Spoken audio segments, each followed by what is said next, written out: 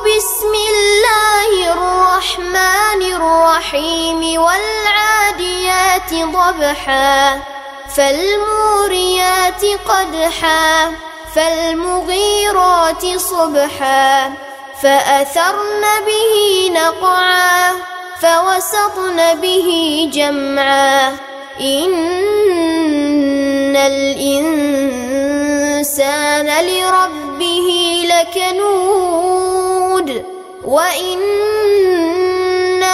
على ذلك لشهيد وإنه لحب الخير لشديد أفلا يعلم إذا بعثر ما في القبور وحصل ما في الصدور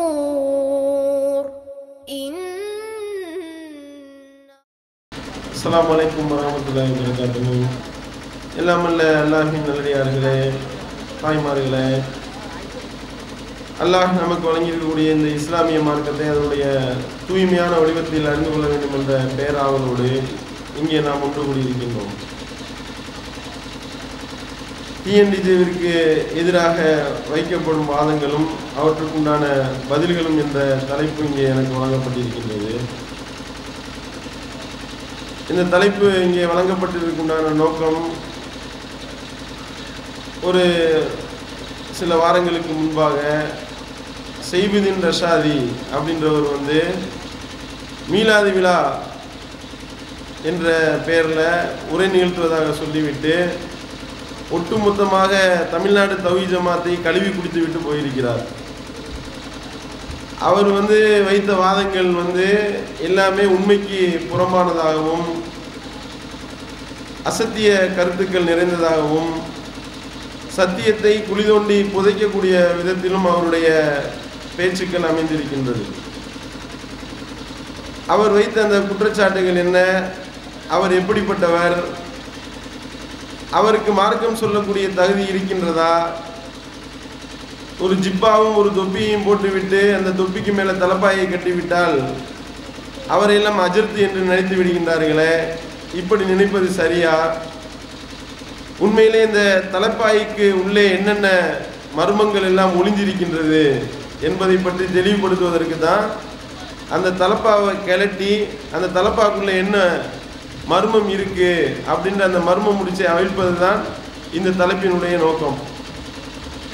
முதல்ல என்ன அப்படின்னா, இவர் ரொம்ப மேடையில் முழுங்குறத பார்த்தீங்கன்னா பயங்கரமாக கர்ஜனைகள்லாம் பயங்கரமாக இருக்கும். அவர் பேசுகிற பேச்சு என்ன, அவருடைய அந்த விவாத அறைகூவல் விடக்கூடிய ஸ்டைல் என்ன, வாய்ச்சவடால் என்ன, நக்கல் என்ன, நையாண்டி என்ன, இதெல்லாம் பார்க்குற ஆள் உண்மையிலே முன்னாடி என்ன இப்படிப்பட்ட ஒரு அஜர்த்தா இருக்காரு, இப்போ ஆக்ரோஷமாக பேசுகிறாரு அப்படின்லாம் நினைப்பாங்க. ஆனால் அவருடைய உண்மை முகம் என்னவென்றால், அவர் எந்த ஏரியாவில் நிற்கிறாரோ அதுக்கு தகுந்த மாதிரி அவர் மாறுவார். அதாவது வெளிநாட்டுக்கு போனார்னு வைங்க, வெளிநாட்டில் எப்படியெல்லாம் பேசினால் எதிர்ப்பு வராதோ அப்படி பேசுவார். உள்நாட்டில் இங்கே இருந்தாருன்னா இங்கே எப்படியெல்லாம் பேசினால் எதிர்ப்பு வராதோ, எப்படியெல்லாம் பேசினால் மக்கள் ரசிப்பார்களோ அப்படி பேசுவார். மேடையில் நின்றுக்கிட்டு அறைகூல் விடுறது பயங்கரமாக சவுண்டாக இருக்கும். பிஜேபி பற்றி அப்படியாக்கும் இப்படியாக்கும், அவனே இவனே அப்படின்லாம் பேசுவார். பிஜேபி முன்னாடி உட்காந்துட்டாருன்னா அப்படியே கையை கட்டிக்கிட்டு வாயை பொத்திக்கிட்டு சொல்லுங்க ஹஜ்ரத் அப்படின்னுவார். அப்போ இந்த மாதிரியான நிகழ்வுகளை எல்லாம் அறியாத மக்கள் என்ன நினச்சிடுறாங்கன்னா, ஒரு ரொம்ப விவரமான ஆள் போல, அஜர்த்து ரொம்ப பெரிய ஆள் போல என்று நினைத்து விடுகின்றார்கள். ஆனால் அவருடைய உண்மை நிலை என்ன அப்படின்னு பார்த்தா, மார்க்கம் என்ற பேரில் அவர் சொல்லக்கூடியது எல்லாமே அல்லாஹ்வும் அவனுடைய தூதரும் காட்டி தந்த அந்த வழிமுறைகளுக்கு எதிரானதாகவும், திருமறை குர்ஆனுடைய கருத்துக்களையும் நபிகள் நாயகம் ஸல்லல்லாஹு அலைஹி வஸல்லம் அவர்களுடைய வழிகாட்டுதலையும் குழி தோண்டி புதைக்கக்கூடிய விதத்திலும் காலில் போட்டு மிதிக்கக்கூடிய விதத்திலும் தான் இவருடைய செயல்பாடுகள் அமைந்திருக்கின்றது, இவருடைய பேச்சுக்கள் அமைந்திருக்கின்றது. முதல்ல இவர் பிஜேபி பற்றி பேசுகிறாருல்ல, இவ்வளவு பேசுகிறாருல்ல, இவரை பிஜேபி அவர்கள் கிட்டத்தட்ட ஒரு 25 வருஷமாக விவாதத்துக்கு கூப்பிட்டார். விவாதத்துக்கு தயாராக வாங்க, விவாதம் பண்ணுவோம், மதுகப்புல உள்ள குப்பைகளை பற்றி பேசுவோம் அப்படின்னு சொல்லி கூப்பிட்டாரு. ஆனால் இவர் வந்து கடைசி வரைக்கும் வர மறுத்தார். இறுதியில் வந்து இவர் வந்து மரைக்காயர்பட்டினத்தில் வந்து மாட்டினார் அல்லாஹ்வுடைய கிருபையை கொண்டு. இந்த விவாத அறைகூவல் என்பது இன்னைக்கு நேரத்தைக்கு விட்ட அறைகூவலா, 1987 88களில் விடப்பட்ட அறைகூவல், 85லே விட்டாரு பிஜே.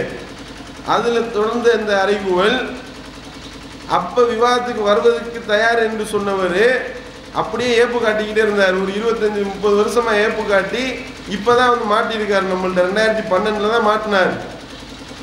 1987 88 அவர் பிஜே அவர்கள் வந்து கன்னியாகுமரியில் நாகர்கோயிலில் இருந்த பொழுது, குமரி மாவட்டத்தில் இருந்த பொழுது, அங்கே இஸ்லாமிய கலாச்சார மையம் என்ற ஏரியாவில் தான் இருந்தார். அந்த கட்டடத்தில் தான் இருந்தார். இவர் ரொம்ப ஓவராக வாய்ச்சவடால் விட்டுக்கிட்டு இருந்தார். பிஜேவே விவாதத்துக்கு தயாரா, பிஜே வந்து நான் வந்து பகிரங்க அறைகோல் விடுக்கின்றேன் அப்படி இப்படின்லாம் பேசினார் இவர். அப்போ இவர் வந்து கூட்டம் போட்டக்கூடிய ஒரு சூழல், கன்னியாகுமரியில் ஒரு பொதுக்கூட்டம், அங்கே நாகர்கோயிலில் தான் நினைக்கிறேன், குமரி மாவட்டத்தில் உள்ள பொதுக்கூட்டத்தில் அந்த இஸ்லாமிய கலாச்சார மையம் இருந்த இடத்துக்கு பக்கத்திலேயே பொதுக்கூட்டம். செய்புதீன் ரசாதி வர்றாரு. அப்போ செய்புதீன் ரசாதி வர்றாரு என்ற தகவல் வந்து பிஜேக்கு சொல்லப்படுகின்றது. பிஜே வந்து இவரை நேரடியாக எதிர்கொள்வோம் என்று சொல்லி அவர் வெயிட் பண்ணுறாரு. பார்த்தா இவரே வந்து அந்த எலிப்பொறியில் வந்து எலியா வாலண்டரியாக வந்து மாட்டின மாதிரி இவர் என்ன செய்கிறாரு, இஸ்லாமிய கலாச்சார மையத்திலே போய் தொழுவ போகிறாரு. இந்த மாதிரி மேற்படி ஆள் தொழுவ வந்திருக்காரு அப்படின்ற சொல்லி செய்தியை வந்து பிஜேக்கு தகவல் சொல்கிறாங்க. அது தகவலை கேட்டவுடனே பிஜே என்ன செஞ்சுருக்காரு, கலாச்சார மைய வாசலில் போய் நின்றுக்கிட்டார். அவர் தொழுதுருக்காரு. செய்தி தொழுது முடிச்சோடனே வந்தவனையும் வெளியே வந்திருக்காரு. பிஜே என்ன செஞ்சுருக்காரு, அஸ்ஸலாமு அலைக்கும், நல்லா இருக்கீங்களா? நல்லா இருக்கேன். டீ குடிச்சு போனேன், குடிப்போமே அப்படின்னு சொல்லிட்டு பிஜே வந்து செய்தி சாதிக்கு டீயும் பண்ணு வாங்கி கொடுத்துருக்காரு. டீ பண்ணை வந்து பிஜேட்ட வாங்கி குடிச்சிட்டு பண்ணையும் தின்னுட்டு, இந்த பிஜேன்னு ஒரு ஆள் இருக்காராம், பிஜேவை கேட்குறாரு ரசாதிட்ட, பிஜேவன் ஒருத்தர் இருக்காராம்ல, அவரோட விவாதத்துக்கு தயார்னு சொன்னீங்களாம்ல, ரெடியாக இருக்கீங்களோ? தயாராக இருக்கேன், பிஜே வரட்டுமே, விவாதம் பண்ணிடுவோம், விடுற மாதிரி இல்லை அவரை. இப்போ பேசுகிறாருல, இந்த மேடையில் பேசுகிறாருல பயங்கரமாக ஆக்ரோஷமா, அந்த மாதிரி அவரை விடுற மாதிரி இல்லை, விவாதத்தை நான் சந்திக்க தயாராக இருக்கின்றேன் அப்படின்னு சொல்லிட்டு எகிரி பேசியிருக்காரு பிஜேட்டையே. பிஜே தான்றது தெரியாமல் உடனே பிஜே கேட்டாராம், இந்த பிஜேன்னு சொல்கிறீங்களே, அவர் முன்ன பின்ன பார்த்துருக்கீங்களா? இல்லையே, இதுவரைக்கும் பார்த்தது இல்லையே.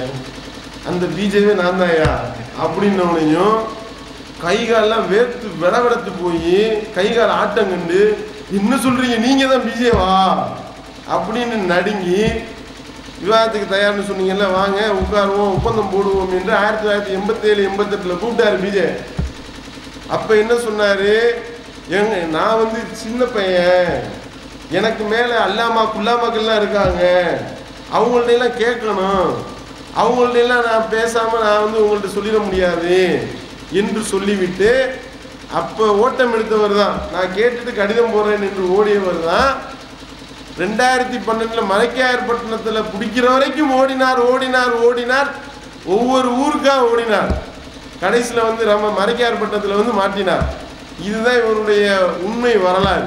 இதை பிஜேவே வந்து கடிதத்திலே அவர் எழுதினார், நேராக அவர்கிட்டையும் சொன்னார். வாயை பொத்திக்கிட்டு சும்மா தான் இருந்தார் ஒழிய இதுக்கு அவரால் மறுப்பு சொல்ல முடியவில்லை என்றால் இதுதான் இவருடைய உண்மை முகம். முதல்ல இதை விளங்கி கொள்ள வேண்டும்.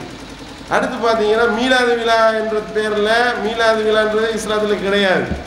மீலாது ரசூல் ஸல்லல்லாஹு அலைஹி வஸல்லத்துக்கு பிறந்தநாள் கொண்டாடுறோம் என்ற பேரில் இவர்கள் வந்து ஒரு கூட்டத்தை போடுறாங்க, வந்து பேசுகிறாரு. பேசின பேச்சுக்கள் எல்லாம் வந்து பொய், ஃப்ராடு, பித்தலாட்டத்தை தான் அவர் தன்னுடைய பேச்சினுடைய மூலதனமாக வைத்திருந்தார். இதுதான் அவருடைய தொழிலாகவே இருக்கின்றது.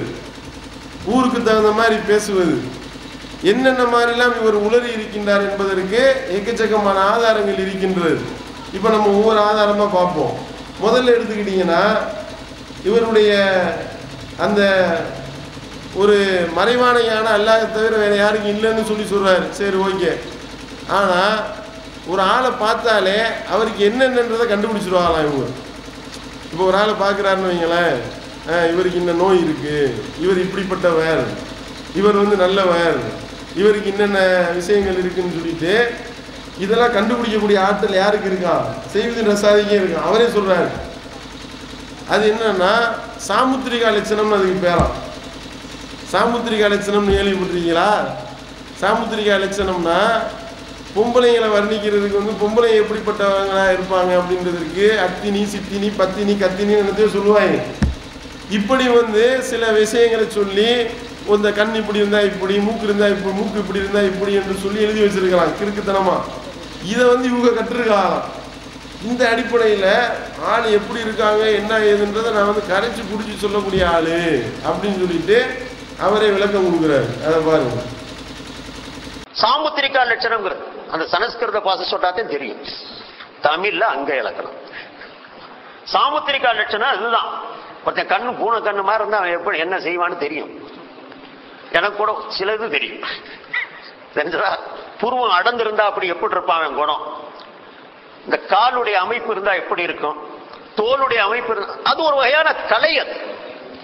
அது இருக்குது. அந்த அடையாளங்களை வச்சு வெளி அடையாளத்தை வச்சு உள்ள புரியுறது. இது இந்த அமைப்பின்படி இந்த அங்க இலக்கணத்தின்படி சாமுத்திரிகா லட்சணத்தின்படி பெருத்த தலையும் உறுப்புகளை கவனி சற்று பெருத்த தலையா இருக்கும். ஆனால் அறிவு அதிகம். இப்ப நீங்க கேட்கலாம், இந்த சாமுத்திரிகா லட்சணம் மார்க்கத்திலே ஏன் சொல்லப்பட்டது கேள்வி வரலாம். மார்க்க சட்டத்தை சொல்றதுக்கு சாமுத்திரிகா லட்சணத்துக்கு என்ன சம்பந்தம் இருக்குது? அது குர்ஆன் சொன்னதா, ஹதீஸ் சொன்னதா, அது அல்லாஹ்வும் ரசூலும் ஏத்திருக்கிறாங்களா? கேள்வி மேல கேள்வி. நான் சொன்னேன்ல, எதை கேட்டாலும் ஆதாரம் கேட்கிற காலம்ல. இதுக்கு என்ன ஆதாரம் இருக்கு சகோதரர்களே? நபிகள் நாயகம் ஸல்லல்லாஹு அலைஹி வஸல்லம் சாமுத்திரிகா லட்சணத்தை ஏத்திருக்கிறாங்க அப்படின்னு சொல்லி ஒரு பொய்.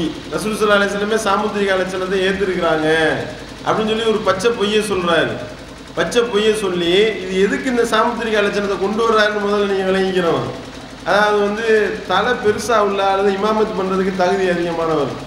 இமாமுடைய தகுதிகளை பத்தி சொல்லும் பொழுது இமாம் வந்து அதிக தகுதி படைத்தவர் யாருன்னா மண்டை யாருக்கு பெருசா இருக்கோ அவருக்கு தான் வந்து இமாமா நிற்கிறதுக்கு தகுதியா இருக்கும் அப்படின்னு சொல்லி. இப்போ முத்துப்பேட்டையில் உள்ள ஒரு 8 பள்ளியில 7 பள்ளியில பாருங்க, மண்டை பெரிய ஆளுகளையா போட்டு வச்சிருக்காங்க இமாமா. இமாமுக்கு ஆள் எடுக்கும் பொழுது இன்ச்சு டேப்பை வச்சு மண்டை எவ்வளோ பெருசா இருக்குன்னு அளந்து பார்த்து தான் இமாமுக்கு நீங்க எதிர்க்கிறீங்களா என்னன்னு கேட்டால் சாமுத்திரிகா லட்சணமா இது. சாமுத்திரிகா லட்சணத்தின் அடிப்படையில் மண்டை பெருசா இருந்தா அவருக்கு வந்து அறிவு ஜாஸ்தியா இருக்கும். மண்டை பெருசா இருக்கிறதா மேட்ரு, மண்டையில மசாலா இருக்கான்னு பாரு முதல்ல, அதுதான் மேட்ரு. மண்டையில மசாலா இல்லாத கிறுக்கன் தான் இந்த மாதிரி மண்டை பெருசா இருந்தாலே மசாலா இருக்குன்னு விளங்குவான். இந்த ஒரு அடிப்படை கூட தெரியாம சைஃபுதீன் ரசாதி என்ன மண்டை ரொம்ப பெருசாவா இருக்கு, இவருக்கு மண்டை சிறுசா தானே இருக்கின்றது, அப்ப இவர் வந்து பெரிய அறிவாளி என்று தங்களை சொல்லக்கூடாது. அப்ப சாமுத்திரிகா லட்சணத்தின் அடிப்படையில் நான் அறிவு கம்மியானவன் தான், ஏன் மண்டை வந்து சூப்பி போட்ட பணங்கா மாதிரி இருக்கு, அதனாலதான் இவ்வளவு பெரிய தலப்பா கட்டி மண்டை பெருசா காட்டுன்னு சொல்ல போறாரா? இப்ப இப்படி வந்து சாமுத்திரிகா லட்சணம் என்ற பேர்ல இவர் பில்டா விடுறாருன்னா இதுக்கு தான் அசாத்திய தைரியம் வேணும். அதே மாதிரி பாத்தீங்கன்னா இன்னும் ஒருபடி மேல போய் சகோதரர் பிஜே அவர்களுக்கு வந்து கேன்சர் இருந்ததுல அதை சொல்றாரு. அதாவது வந்து மறைக்காடு பட்டினத்துல நீங்க வந்து விவாத ஒப்பந்தத்துக்கு வந்தப்பயே நான் சொன்னேன், இவருடைய அந்த முக அமைப்புகளெல்லாம் பார்த்தால் இவருக்கு ஒரு கொடிய நோய் இருக்கின்றது என்று சாமுத்திரிகா லட்சணத்தை வச்சு கண்டுபிடிச்சாராம். கண்டுபிடிச்சிருந்தா அப்பயே சொல்லி தொலைச்சிருக்க வேண்டியது தானே கேன்சர் பெரிய நோய் இருக்குன்னு. இது பிஜே கேன்சர்னு அவரே அறிவு பண்ணதுக்கு அப்புறம் இப்போ இதை சொல்றாரு, இந்த மாதிரி வந்துக்கிட்டு ஒரு கொடிய நோய் இருக்குன்னு சொன்னேன் அப்படின்னு. உடனே பிஜே வந்து விவாதத்திலேயே கேட்டார். இந்த விவாதத்தில் தான் சொல்றாரு, பிஜேவோட விவாதம் நடக்கக்கூடிய திருச்சி விவாதத்தில் தான் சொல்றாரு, சாமுத்திரிகா லட்சணத்தின் அடிப்படையில் பிஜேக்கு கொடிய நோய் இருக்குது என்பதை நான் முன்னாடியே கண்டுபிடித்து விட்டேன் அப்படின்னாரு. இதெல்லாம் கண்டுபிடிக்கக்கூடிய விஷயமா? டாக்டர் செக் பண்ணி அதுக்கப்புறம் தான் கேன்சர்னு கண்டுபிடிச்சான். இவர் உனக்கு எப்படி முன்னாடி தெரிஞ்சிச்சு? அப்போ பிஜே சொன்னார், உங்களை நான் பார்த்து உங்களோட விவாத ஒப்பந்தம் போட்டேன்ல, அப்போ உங்களுக்கு ஒரு நோய் இருக்குன்னு நான் கண்டுபிடிச்சிட்டேன் அப்படின்னாரு. என்ன நோய் என்ன நோய்ங்க நான் சொன்னேன் அப்படின்னு என்கிட்ட கேட்டார். ஏன்னா விவாத ஒப்பந்தத்திலே சொல்லிட்டாரு, இந்த ஆளுக்கு லூசு பிடிச்சிருக்குங்க, மனநோய்ங்க இவருக்கு அப்படின்னு. மனநோய் பிடிச்சிருக்குன்னு சொன்னீங்க. இதை வந்து மறைவான காலத்தில் சொல்றது இல்லை, இப்படி உலரதை வச்சு கண்டுபிடிக்கிறது.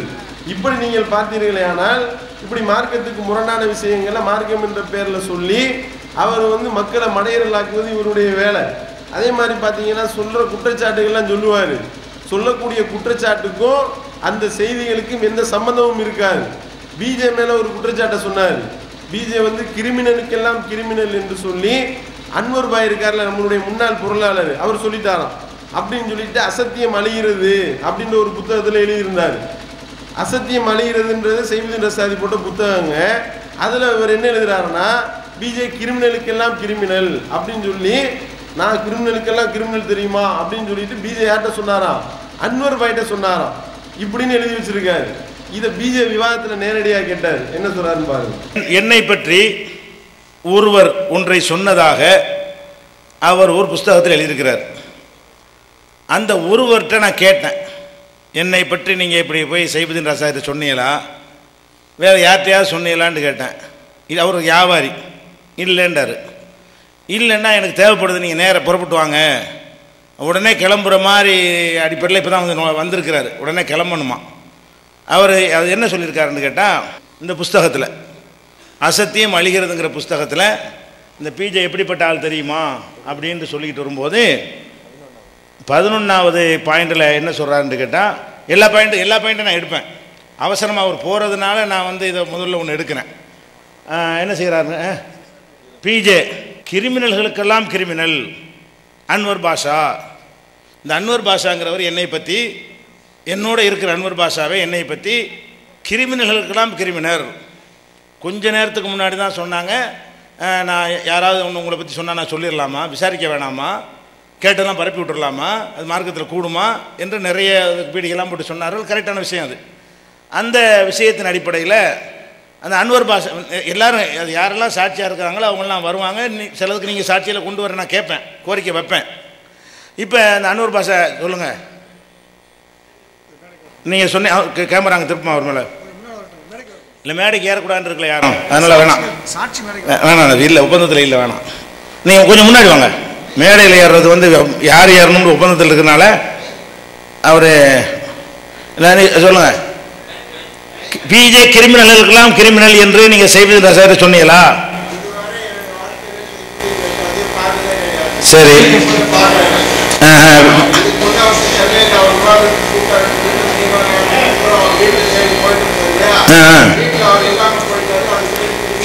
சரி, வேற யார்ட்டாவது இப்படி சொல்லியிருக்கீங்களா? சரி, ஓகே, சரி சரி சரி சரி. அப்போ நான் என்னை பற்றி ஒரு ஆள் சொன்னார்னு சொல்லி எழுதி வச்சுருக்கிறாங்க. அப்போ இதெல்லாம் என்னத்துக்காக வேண்டி என்ன இவ்வளவுக்கு ஒரு வெறுப்புணர்வு உங்களுக்கு எதனால் வருது? அதாவது வந்து பிஜே கிரிமினலுக்கெல்லாம் கிரிமினல் என்று சொல்லி அவர் தன்னை பற்றியே சொன்னாரா அப்படின்னு அன்வர் பாய்கிட்ட கேட்கும் பொழுது, நான் வந்து அப்படி சொல்லவே இல்லை அப்படின்னு பிஜே சொல்லலை அப்படின்றத அன்வர் பாய் சொல்கிறாரு. நீங்கள் செய்வீன் ரசாதிட்ட இந்த மாதிரி எதுவும் சொன்னீங்களா அப்படின்னு கேட்டால், செய்வீன் ரசாதியை இப்போ தான் நான் நேராக பார்க்குறேன், இது வரைக்கும் அவரை நேராக பார்க்கல அப்படின்னு சொல்லிட்டு அன்வர் பாய் சொல்கிறாரு. இதை வந்து இப்படி ஒரு அவதூறு எழுதியிருக்கியப்பா என்னைய பற்றி, அதுவும் புத்தகத்தில் எழுதியிருக்கிற, இதை படிக்கக்கூடிய மக்கள் என்ன நினைப்பாங்க, அப்போ நான் இப்படி மோசமான ஆள் நினைப்பானா இல்லையா, இதுக்கு நீ பதில் சொல்லு, நீ உண்மையான ஆளாக இருந்தால் நான் சொன்னதை நிரூபி என்று சொல்லி பிஜே கேட்குறாரு. அதுக்கு ரசாத் என்ன பதில் சொல்றாருன்னு பாருங்க. இப்பதான் அன்வர் பாஷாண்டு அல்ஹம்துலில்லாஹ் இப்பதான் நான் பார்க்குறேன், அதுவும் உண்மை. அவர் என்னையும் இப்பதான் பார்த்தா சொன்னாரு, அதுவும் சரி. புஸ்தகத்தில் பிஜேயை பற்றி நான் எழுதியிருக்கிறேன், ஒன்று அல்ல ரெண்டு அல்ல. அவர் என்னமோ ஒன்றை மட்டும் சொல்லிட்டாரு, இருந்துட்டு போகுது. 37 குற்றச்சாட்டுகளை நான் சொல்லியிருக்கிறேன், ஒன்று கூட ஏன் சார்பாக நான் சொன்னதில்லை. அவர் என்னமோ ஒன்றை மட்டும் சொல்லிட்டாரு, இருந்துட்டு போகுது. 37 குற்றச்சாட்டுகளை நான் சொல்லியிருக்கிறேன், ஒன்று கூட ஏன் சார்பாக நான் சொன்னதில்லை. அவர் என்னமோ ஒன்றை மட்டும் சொல்லிட்டாரு, இருந்துட்டு போகுது. 37 குற்றச்சாட்டுகளை நான் சொல்லியிருக்கிறேன், ஒன்று கூட ஏன் சார்பாக நான் சொன்னதில்லை. இதுன்னு ஒவ்வொரு இதுலேயும் அவங்க சொன்னதாக தமுமுகவிலிருந்து போடப்பட்ட பிரதிகள் என்கிட்ட இருக்குது. அவங்க ஒவ்வொருத்தருடைய பேரோட போட்டு இவரை பற்றி விமர்சனம் செஞ்சுருந்தாங்க. அதாவது என்னவா, என்ன ஆதாரமோ யார்கிட்ட இருந்து கேட்டாரோ அதெல்லாம் இல்லையா, எவனோ ஒருத்தையும் வாந்தி எடுத்து வச்சிருக்கான், அந்த வாந்தியை நான் அப்படியே முழுங்கி தான் கக்குனேனே ஒழிய இதுக்கு எந்த ஆதாரமும் கிடையாது. இதைத்தான் நபிகள் நாயகம் ஸல்லல்லாஹு அலைஹி வஸல்லம் எச்சரித்தாங்க. எவன் தான் கேட்டதையெல்லாம் பரப்புகின்றானோ அவன் தான் பொய்யன் என்பதற்கு ஆதாரம். அப்ப இவர் யாரு? செய்வதின் ரசாதி என்பவர் பொய்யரா இல்லையா? இப்படிப்பட்ட பொய் பேசக்கூடியவர் ஒரு மார்க்கம் பேச தகுதி இருக்கா? ஒரு குற்றச்சாட்டு சொல்லி பிஜே கேள்வி கேட்டா உங்களை பத்தி இப்படி ஒரு அவதூறு மட்டுமா சொன்னேன், ஒரு பொய் மட்டுமா சொன்னேன், 37 பொய் சொல்லியிருக்கேன் உங்களை பத்தி, ஒன்னு மட்டும் சொல்லி காட்டுறீங்களே என்று சொல்லி தான் ஒரு பெரும் பொய்யன் என்று அவர் ஒப்புக்கொள்ளக்கூடிய காட்சியை நீங்க பாக்குறீங்க. அடுத்து பாத்தீங்கன்னா இந்த 2வது ஜமாத் நடத்துறதுக்கு வந்து மிகப்பெரிய அளவுக்கு பிரச்சனை பண்ணுவாங்க. சுதந்திர ஜமாத் பள்ளிவாசல்ல போனீங்கன்னா 2வது ஜமாத் நடத்த விட மாட்டாங்க. என்னன்னு கேட்டா மதுகுல கூடாது, நீ எப்படி 2வது ஜமாத்துக்கு தொலை வைக்கலாம் அப்படின்னுவாங்க. இந்த 2வது ஜமாத் நடத்தக்கூடாதுன்றதுதான் இவருடைய பாணியும் இவருடைய கொள்கையும் அதுதான். ஆனால் வெளிநாட்டுக்கு இவரை கூப்பிடுறாங்க. வெளிநாட்டில் போய் இவர் என்ன செய்யறாரு, பயான் பண்றாரு. அப்படி பயான் பண்ணும் பொழுது பொசுக்குன்னு ஒரு கேள்வியை கேட்டு போட்டாங்க, 2வது ஜமாத் நடத்துறாங்களே கூடுமா கூடாதா அப்படின்னு. வெளிநாட்டில் உட்காந்துக்கிட்டு 2வது ஜமாத் கூடாதுன்னு சொன்னா அவ்வளவுதான், அடிச்சே விரட்டுவாங்க. என்ன இது 2வது ஜமாத்து கூடாதுன்ற அப்படின்னு சொல்லி அடிச்சு பின்னி எடுப்பாங்க. அப்போ வெளிநாட்டு மக்களை கூல் பண்ணணும். அதே நேரத்தில் உள்நாட்டில் 2வது ஜமாத்து போடக்கூடாதுன்னு பிரச்சாரம் பண்ணிக்கிட்டு இருக்கோம். இப்போ 2க்கும் பாம்புக்கு தலையை காட்டணும், மீனுக்கு வாழை காட்டணும்னு சொல்லுவாங்கல்ல, இதுதான் நயவஞ்சகத்தனம். இந்த நயவஞ்சகத்தனமான பதிலை பாருங்க. 2வது ஜமாத்து கூடுமா கூடாதான்னு கேள்வி கேட்கிறாங்க, பதில் பாருங்க. இமாம் ஜமாத் முடிந்த பிறகு அடுத்தடுத்து ஜமாத் வைப்பதற்கு அனுமதி உண்டா? உண்டு என்றால் எந்த மனிதருக்கு இஸ்லாத்தில் அனுமதி உண்டு? அதாவது ஜமாத்து 2வது ஜமாத்து 3வது ஜமாத் இங்க நடத்துற பழக்கம் இருக்கு, அதை நடத்தலாமா அப்படின்னா இங்க பழக்கம் இருந்துன்னா நடத்திக்கங்க, அப்படின்னா இங்க பழக்கம் இருந்துன்னா நடத்திக்கங்க, அப்படின்னா இங்க பழக்கம் இருந்துன்னா நடத்திக்கங்க. இங்கோடு முரணான மசலா சொல்லி இங்க ஒரு பிரிவினை ஏற்படுத்தி அது செய்ய வேண்டிய தேவை இல்லை. இங்க பழக்கம் இருக்குது. ஹதீஸ்கள்ல ஒரு சில ஹதீஸ்கள் அதுக்கு ஆதாரமும் இருக்குது, சில ஹதீஸ்கள் அதுக்கு ஆதாரமும் இருக்குது, சில ஹதீஸ்கள் அதுக்கு ஆதாரமும் இருக்குது. தாராளமா நடத்தலாம், எந்த தவறும் அல்ல. ஆனா இந்த நிலையை கொண்டாந்து நம்ம நாட்டுல ஓட்டாது. ஆனா இந்த நிலையை கொண்டாந்து நம்ம நாட்டுல ஓட்டாது. ஆனா இந்த நிலையை கொண்டாந்து நம்ம நாட்டுல ஓட்டாது. இங்க இருக்கிறவங்களுக்காக அங்க கொண்டாந்து இதை செயல்படுத்திடக்கூடாது. அந்தந்த இடத்துல ஃபித்னா வராம நடந்துக்கங்க, அதுதான் நமக்கு அசல். அதுதான் அசலாம். 2வது ஜமாத்து நடத்தலாமா கூடாதான்னா 2வது ஜமாத்து நடத்துறதுக்கு ரசூல் ஸல்லல்லாஹு அலைஹி வஸல்லம் அனுமதி கொடுத்துருக்காங்களாம், ஹதீஸ்ல இருக்கான். இந்த ஹதீஸை கொண்டு குவைத்துல நடத்தினா பிரச்சனை இல்லையா, இந்த ஹதீஸை இங்க தமிழ்நாட்டில் கொண்டு வந்தா ஃபித்னாவா போயிடும். யார குழப்பவாதின்ற, அல்லாஹ்வுடைய தூதரை குழப்பவாதின்னு சொல்றியா நீனே? என்ன சொல்ல வருகின்றார் இவர்? நம்ம அல்தாபியினுடைய கிளிப்பிங் போட்டாராம். அல்தாபி பேசியிருக்கிறாரு, இந்த மாதிரி எங்களை குழப்பவாதிங்களா, அப்படி குழப்பவாதி இந்த குர்ஆன் ஹதீஸை சொல்வதனால எங்களை குழப்பவாதின்னு சொன்னா இதை சொன்ன அல்லாஹ்வுடைய தூதரை சொல்லு குழப்பவாதி என்று சொல்லி அல்தாபி லாஜிக்கா ஒரு கேள்வி கேட்டிருக்காரு. இந்த கிளிப்பிங்கை போட்டு பாத்தீங்களா அல்தாபி ரசூல் ஸல்லல்லாஹு அலைஹி வஸல்லம் குழப்பவாதின்னு சொல்லிட்டாரு என்று நீ பேசுனிய. உனக்கு உண்மையிலே மான ரோசம் சூடு சுரண வெக்கம் இதெல்லாம் இருக்குமே, ஆனால் நீ என்ன சொல்லியிருக்க? அல்லாஹ்வுடைய தூதர் சொன்ன ஒரு செயலை பார்த்து அல்லாஹ்வுடைய தூதர் காட்டி தந்த ஒரு வழிமுறையை ஃபித்னாவை உருவாக்கக்கூடிய ஒரு செயல் என்று நீ சொல்கின்றாய் என்றால் நீ மார்க்கம் சொல்லக்கூடிய ஒரு ஆளா நீனு? இவர் மார்க்கம் சொல்லக்கூடிய ஒரு ஆலிம்சாவா? இடத்துக்கு தகுந்த மாதிரி பேசக்கூடிய முனாஃபிகா இல்லையா? நயவஞ்சகத்தனம் பண்ணக்கூடிய நயவஞ்சகனாக இருந்து கொண்டு என்னன்னு கேட்டால் நம்ம அல்லாஹ்வுடைய தூதரை குழப்பவாதி என்று சொல்கின்றோம் என்று சொல்கிறாரே, இவர் மார்க்கம் சொல்வதற்கு இவருக்கு தகுதி இருக்கின்றதா? 2வது ஜமாத்து நடத்தக்கூடிய வழக்கம் இருக்கான்னு ஊர்ல கேட்கிறாரு. இங்க இருக்கா? ஆமா இருக்கு. அப்பனா கூடும், அதை கொண்டு அங்கே இறக்குமதி பண்ணிடாதீங்க என்றால் அப்ப இப்போ ஒரு ஆள் எந்திரிச்சு கேட்கிறாரு, தண்ணி அடிக்கலாமா கூடாதா? தண்ணி அடிக்கிறதுனா இந்த குடிக்கிற தண்ணி இல்லை, இந்த தண்ணி டாஸ்மாக் தண்ணி அடிக்கலாமான்னு கேட்கிறாரு. இவரை உட்கார வச்சா என்ன பத்துவா கொடுப்பாரு? முத்துப்பேட்டையில் டாஸ்மாக் குடிக்கிற பழக்கம் இருக்கா இல்லையா அப்படின்னு கேட்பாரு. இருக்குன்னா தாராளமாக நீங்கள் பண்ணிக்கிறீங்க, பிரச்சனை இல்லை. இதை கொண்டு வேற பக்கம் இறக்கிறாதீங்க. தண்ணி அடிக்கக்கூடாது அல்லாஹ்வுடைய தூதர் அவர்கள் சொல்லியிருக்கிறார்கள். அடிக்கக்கூடாது நாம் போய் சொல்லி இங்கே ஃபித்னா உங்களுக்கு மத்தியிலே பிரிவினை ஏற்படுத்தி விட்டு இப்படிப்பட்ட ஃபித்னாவை நாங்கள் இழப்பணுமா? இப்படி தான் இவர் பத்துவா கொடுப்பார். இதுதானே இவர் தானே இவருடைய வேலை. உட்காந்து மும்பையில் உட்காந்துக்கிட்டு ரெட் லைட் ஏரியா ஓப்பன் பண்ணலாமா இல்லையா? விபச்சார விடுதிகள் இங்கே அந்த வழக்கம் இருக்கா? இருக்கு, நல்லபடியாக செய்யவா. அதே நேரத்தில் இந்த இதை கொண்டு போய் தமிழ்நாட்டில் இறக்குமதி பண்ணிடாத, நான் கூடாதுன்னு சொல்லி இங்கே ஃபித்னா பண்ண விரும்பல என்று சொல்லுவாரா இவரு? அப்போ இவருக்கு மார்க்கம் சொல்ல என்ன தகுதி இருக்கின்றது?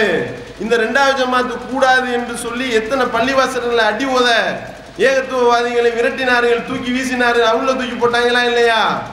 ஆனா இவர் சொல்றாரு ரெண்டாவது ஜமாத்துல நடக்குது ஹதீஸ்ல ஆதாரம் இருக்கு, ஹதீஸ்ல ஆதாரம் இருந்தால் நீ செஞ்சிடாத என்று சொல்லக்கூடியதை பார்க்கிறோம். அடுத்து பாருங்க, உருஸ் கூடுமா கூடாதா அப்படின்றதுக்கு விளக்கம், வித்தியாசமான விளக்கம். உருசு, தேரு, கந்தூரி, திருவிழா என்று இறந்தவர்கள் கொண்டாடுகிறார்கள்.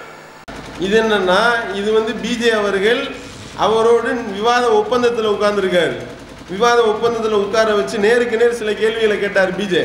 அதுக்கு இவர் பதில் சொல்றாரு பாருங்க.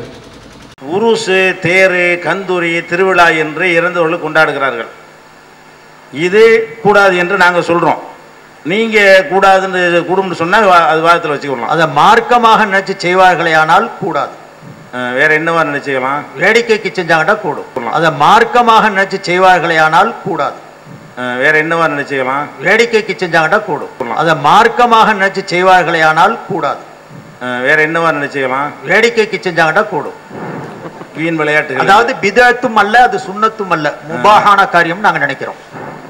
மார்க்கத்துக்காக செய்யலங்கிறீங்க. மார்க்கத்துக்குன்னு செஞ்சா கூடாது. மார்க்கத்தில் அது வலியுறுத்தப்படவும் இல்ல, சொல்லப்படணும் கேட்கப்படவும் அல்ல. மார்க்கத்தில் வலியுறுத்தப்பட்டு கேட்கப்பட்டு அதுக்கு முரணா இருந்தால் அது குற்றமாகும். இது மார்க்கத்தில் வலியுறுத்தப்படவும் இல்லை, தடுக்கப்படவும் இல்லை. அதனால அது செய்தால் கூட உங்களுடைய நிய்யத்தை பொறுத்து. இது செய்யாட்டி ஈமான்ல குறை வரும், இது இல்லாட்டின்னு சொன்னா என்னுடைய இஸ்லாத்துல குறை ஏற்பட்டுரும், இது தீனுடைய முக்கிய அம்சம், இதை செய்தாதான் நமக்கு ஈடேற்றம் அப்படின்னு நினைச்சா தவறு இல்ல. வேறு காரணத்தினாலேயோ ஒரு மனித மக்களிடத்துல ஒரு உற்சாகத்தை ஏற்படுத்துறதுக்காக வேண்டியோ ஒருத்தர் இப்படி செய்யறாருன்னா அது உருசில செஞ்சாலும் குருசில செஞ்சாலும் கூடும். ஒரு மனித மக்களிடத்துல ஒரு உற்சாகத்தை ஏற்படுத்துறதுக்காக வேண்டியோ ஒருத்தர் இப்படி செய்யறாருன்னா அது உருசில செஞ்சாலும் குருசில செஞ்சாலும் கூடும். ஏதாவது விளங்குச்சா உங்களுக்கு? இது வந்து சுன்னத்தும் கிடையாது, பிதத்தும் கிடையாது, மக்ரூவும் கிடையாது, ஹராமும் கிடையாது, ஹலாலும் கிடையாது, முஸ்தஹபும் கிடையாது, முபாஹான காரியம் என்று சொல்லி டோட்டலா இருக்கிறவனை ஃபுல்லா கிறுக்கனாக்கிட்டு இவர் வந்து தான் தெளிவா பேசுறதா நினைப்பு மனசுல. என்னடா நீ கேட்டா, மார்க்கம் என்ற பெயரால் செய்தால் கூடாது, வேடிக்கை என்ற பெயரால் செய்தால் கூடும். அப்ப உன்கிட்ட போய் கேட்கணுமா, உருசு இருக்கிறியப்பா, தர்கால போய் முற்றியப்பா, கந்தூரி இழுக்கிறியப்பா, கந்தூரியை கொண்டாடுறியப்பா, இது வந்து மார்க்கமா வேடிக்கையா அப்படின்னு கேட்கணுமா அவன்கிட்ட? அவன் சொல்லுவான் வேடிக்கை, அதுதான் நான் பார்த்தேன், மார்க்கம் நினைச்சு செஞ்சுன்னு பார்த்தேன், நல்லபடியா செஞ்சிருக்கோம் அப்படின்னு சொல்லிட்டு அவன்கிட்ட போய் கேட்கணும். ஏய் தண்ணி அடிக்கிறான்னு வைங்களேன், ஒருத்தவன் மது குடிக்கிறான், அவன்கிட்ட போய் கேட்கணும், மார்க்கத்துக்குள்ள முடனா குடிக்கிறியா இல்லை வேடிக்கையா குடிக்கிறியா? நான் சும்மா ஹாபியா இருக்கும், அதுதானே பார்த்தேன், மார்க்கம் நினைச்சு குடிக்கிறியான்னு நினைச்சேன், தொலைச்சிட்டு வந்து மார்க்கம்ன்ற பேர்ல குடிச்சா தொலைச்சு போடுவேன், வேடிக்கைன்னா என்ன வேணா செஞ்சுட்டு போ, இப்படியா சொல்லுவார் ஒருத்தவர். இப்படி சொல்லக்கூடியவர் சொல்லுவது மார்க்கம் ஆகுமா? சிந்தித்து பாருங்க. அடுத்து பார்த்தா உருசை பத்தி பிஜே கேள்வி கேட்கிறாரு. அப்படின்னா என்னன்னு கேட்கிறாரு அவன்கிட்ட, உருசுனா என்ன, அது எதுக்கு இழுக்கிறாருன்னு தெரியலையே. சந்தனம் பூசுறதுக்காக வேண்டி, எங்க அந்த இறந்து போனவருடைய கபூர்ல பூசுறதுக்காக வேண்டி தான் கூடு இழுக்கிறாங்களே. சந்தன கூடத்தை எடுத்துட்டு வந்து ஊர்வலமா வந்து தொட்டு தொட்டு எல்லாரும் முத்தமிட்டு அதை கொண்டே அங்க பூசி அது ஒரு விழா கொண்டாடுறாங்களே. இப்ப சந்தனம் பூசுவதும் அதற்கான பொருளை எடுத்துக்கொள்வதெல்லாம் மார்க்கம்ங்கிற பேர்ல செஞ்சா முற்றிலும் வேற என்ன பேர்ல செய்ய முடியும்? அதை தெரியல, அவங்கள்ட்ட தான் கேட்கணும். அப்படியா? சரி. பிஜே கேட்கிறாரு, மார்க்கம் என்ற பேர் இல்லாம வேற எப்படி பாய்ச்சாங்க அதை சொல்லு அப்படின்னா, அது எனக்கு தெரியல, அவன் உங்கள்ட்ட தான் கேட்கணும் என்று சொல்லி, அதாவது என்னன்னா நயவஞ்சகத்தனங்க, டோட்டலா முனாஃபிக்தனம். தர்கா கூடாதுன்னு சொன்னா புடனிலே அடிப்பாங்க, சம்பளம் வராது, வேற வழி இல்லை. இங்க மீலாது விழா கொண்டாடுறாங்க, தர்காவுக்கு போகக்கூடியவர்களா இருப்பார்கள், அதை ஆதரிக்கக்கூடியவர்களா இருப்பார்கள். கூப்பிட்டா அதை தர்காவை கண்டிச்சு நடத்தினா, கண்டிச்சு பேசினாருன்னா அடுத்து கூப்பிடுவாங்களா, இவரை வருமானம் போயிடும். அப்ப நயவஞ்சகத்தனம் பண்ணிட்டு இது போன்ற வேலைகளை இவர் செய்து கொண்டிருக்கின்றார் அப்படின்றத பாக்குறோம். அடுத்து பாத்தீங்கன்னா அல்லாஹ்வுக்கு உருவம் இருக்கா இல்லையா அப்படின்றத பத்தி அதுல வந்து எப்படி பேசுறாருன்னு பாருங்க. கேள்வி கேட்கறதுலயே அப்படியே வந்து ஒரு பதில் சொல்லுவாரு. இங்க முத்துப்பேட்டையில பேசுனதை கேட்டு சில சகோதரர்கள் போன் பண்ணி சொன்னாங்க, அதாவது பேசினார் ஒரு மணி நேரத்துக்கிட்ட, என்ன பேசினாருன்னு எவனுக்குமே புரியல. டோட்டலா இது கூடுன்றாரா கூடாதுன்றாரா, இல்ல இது மார்க்கத்தில் தடுக்கப்பட்டதுன்றாரா இல்ல ஆகுமாக்கப்பட்டதுன்றாரா, ஒரு இளவு விளங்கல என்று சொல்லக்கூடியதை பார்க்கின்றோம். இப்படிதான் பேசுவார். இப்ப உருவம் இருக்கா இல்லையான்னு பேசுறாரு. இப்ப சமீபத்துல 2 குரூப்பா இருந்து விவாதிச்சாங்க. டிவிலெல்லாம் நீங்கள்லாம் பார்த்துருப்பீங்க. ஒரு குரூப்பு அல்லாஹ்வுக்கு உருவம் இருக்குதுன்ட்டு, அது யார், நம்ம அண்ணன் சார்ந்தவர்கள் தான். இன்னொரு குரூப் வந்து அதுக்கு வேற அர்த்தம், அந்த அர்த்தம் அல்ல, உருவத்துக்கு அது அர்த்தம் எழுத்தல்லன்னு 2 விவாதம் நினைச்சேன். நான் துபாயுடைய கூட்டத்திலையும் கூட சொன்னேன், இந்த 2 பேருமே தப்பு செஞ்சாங்க. அல்லாஹுவை விவாத பொருள் ஆக்கினதே மிகப்பெரிய தவறு. அல்லாஹ் ஒன்றும் இந்த பொருள் அல்ல. அவனுக்கு கை இருக்குன்னா அவன் எப்படிடா கை இருக்குன்னு கேட்பான். பெரிய வம்பான வேலை இது. எத்தனை கை, பிளட் குரூப் என்ன, ஒரு கால் என்ன கேள்வி வந்துச்சுங்க. எவ்வளவு நம்ம சிரிக்கிற மாதிரி அல்லாஹு அக்பர் அல்லாஹுடைய தாத்தை இப்படி ஆக்கி போட்டோமே. நான் சொன்னேன், குர்ஆனுடைய ஆயத்துக்கள்ல அல்லாஹ்விற்கு கை, அல்லாஹ்வுக்கு காலு, அல்லாஹ்வுடைய கண்ணு இதெல்லாம் சொல்லப்பட்டிருக்கு. ஃபைனமா துவல்லு ஃபஸம்ம வஜ்ஹுல்லாஹ் ஃபைன்னக பிஅயுனினா ஹீன தகூம் யதுல்லாஹி ஃபௌக ஐதீஹிம் யௌம யுக்ஷஃபு அன் சாகிம் வ யுதௌன இல சுஜூத். குர்ஆன்ல சொல்லப்பட்டிருக்கு. இந்த இடத்துல எல்லாம் நம்முடைய அதனால தான் சொன்னேன், சஹாபாக்களையும் இமாம்களையும் பெரியோர்களையும் பின்பற்றினாங்க. அவங்க நல்வழி காட்டினாங்க. அவங்க எல்லாம் சொன்னாங்க, கையின்னு வந்துச்சா பேசாம இருந்துரு, கை இருக்குன்னா இருந்துக்க, பேசாம அதை பத்தி பேசாத. அல்லாஹ் கை எப்படி இருக்கும் சொல்லாத, கால் எப்படி இருக்கும் சொல்லாத. அல்லாவுக்கு கை இருக்கு கால் இருக்குன்னு அவரே ஒத்துக்கிறாரு. கை இருக்குன்னா கை இருக்குன்னு நம்பு, கால் இருக்குன்னா கால் இருக்குன்னு நம்பு, கண் இருக்குன்னா கண் இருக்குன்னு நம்பு, முகம் இருக்குன்னா முகம் இருக்குன்னு நம்பு. எப்படின்னு கேட்காத. எப்படி நாங்க கேட்கலையே, எப்படி நாங்க என்ன கேட்டுக்கிட்டா இருந்தோம், அப்படியே நம்ப வேண்டும் என்று நாம சொல்றோம். ஆனால் ஒரு பரலேவி கூட்டம், கபூர் முட்டி கூட்டம் என்ன செஞ்சிச்சு, கை இருக்குன்னா அது எப்படிப்பட்ட கை, பிளட் குரூப் இருக்கா, ரத்தம் ஓடுமா இப்படின்னு கேட்டாங்க. அவனை கூட்டிட்டு விவாத ஒப்பந்தம் போட வர்றாரு. அவங்களோட உட்காந்து விவாதம் பண்றாரு. இவர் தரப்புல அவங்க உட்கார்ந்துருக்காங்க. என்னடா இது, இவங்களோட எப்படா இவர் சேர்ந்தார் அப்படின்னா, நம்மளை ஒழிக்கிறதுக்கு எவனோட வேணாலும் சேரலாம் என்று சொல்லக்கூடிய அளவுக்கு அல்லாஹ்வுக்கு உருவம் இல்லை என்று சொல்லக்கூடியவன்ட்ட அவனோட கூட்டணி வைத்து நம்மளோட விவாதம் பண்ண வந்ததை நம்ம பார்த்தோம். இதுவும் இவருடைய இந்த சந்தர்ப்பவாதத்தை தான் தெரிவிக்கின்றது. அடுத்து பார்த்தீங்கன்னா, கஞ்சா அடிக்கலாமா இல்லையா, யாரு இமாம்கள் மட்டும் கஞ்சா அடிக்கலாம் அப்படின்னு சொல்லிட்டு ஒரு சட்டம் எழுதி வச்சிருக்கிறாங்க. அதுக்கு மறுப்புன்னு பேசுறாரு. மறுப்புன்னு பேசி என்ன சட்டமா அதை சொல்லிட்டாரு, அதை கேளுங்க. இந்த அபின்ற கூடிய பொருளும் அந்த கம்ருடைய வகையில வராது. திராட்சையால் செய்யப்படக்கூடிய கம்ர் என்ற கூடிய சாராயத்துடைய வகையில அந்த அந்தஸ்துக்கு வராது. அந்த அந்தஸ்தோட இது கொஞ்சம் கம்மி. அதனால குறைஞ்ச அளவுக்கு சாப்பிட்டா அது போதையும் வர்றதில்லை. அதனால அதை தொட்டு பார்க்கறது சாப்பிட்டு பார்க்கறது மக்ரூஹ். ஆனா குறைஞ்ச அளவுல சாப்பிடணும்னு சொல்லிக்கிட்டே 2 பேர் நிறைய சாப்பிட்டு போடுவான். அதனால இதை வெளியே சொல்லக்கூடாது. மக்ரூஹ், குறைஞ்ச அளவு சாப்பிட்டா பரவாயில்லைங்க கூடிய கருத்தை வெளியே வேண்டாம், சொல்ல வேண்டாம், தடை செய்யறதுதான் நல்லது அப்படின்னு சொன்னா இவர் எழுதுறாரு. மற்றவங்களுக்கு சொல்லிடாத, ஆலிம்சாவா திங்க பாக்குறான். அதாவது அபின் அடிச்சா போதை ஏறுமா ஏறாதா, போதை ஏறும். அதை கொஞ்சமா சாப்பிட்றது தப்பு கிடையாது. அப்படி எழுதி வச்சிருக்காங்களாம் மதுகபுல சட்டம்.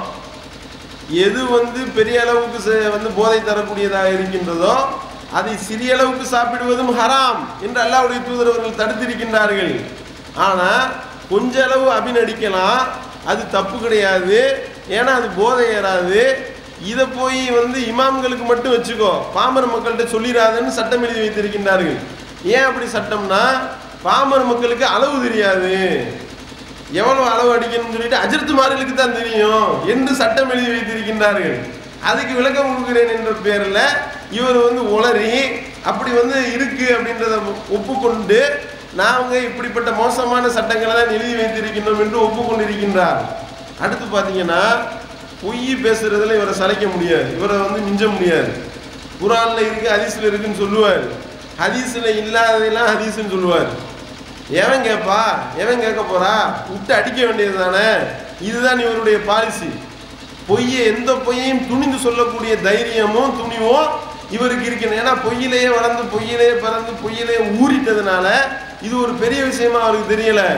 அல்லாஹ்வுடைய தூதர் மேலே எவன் இட்டு கட்டுறானோ அவன் தன்னுடைய இருப்பிடத்தை நரகத்தில் ஆக்கி கொள்ளட்டும் என்று அல்லாஹ்வுடைய தூதர் அவர்கள் எச்சரிக்கை செய்தார்கள். ஆனால் எப்படி எல்லாம் பொய்யை அவுத்துறாரு பாருங்க. ஒருவன் முறையாக வியாபாரம் செய்வானையா,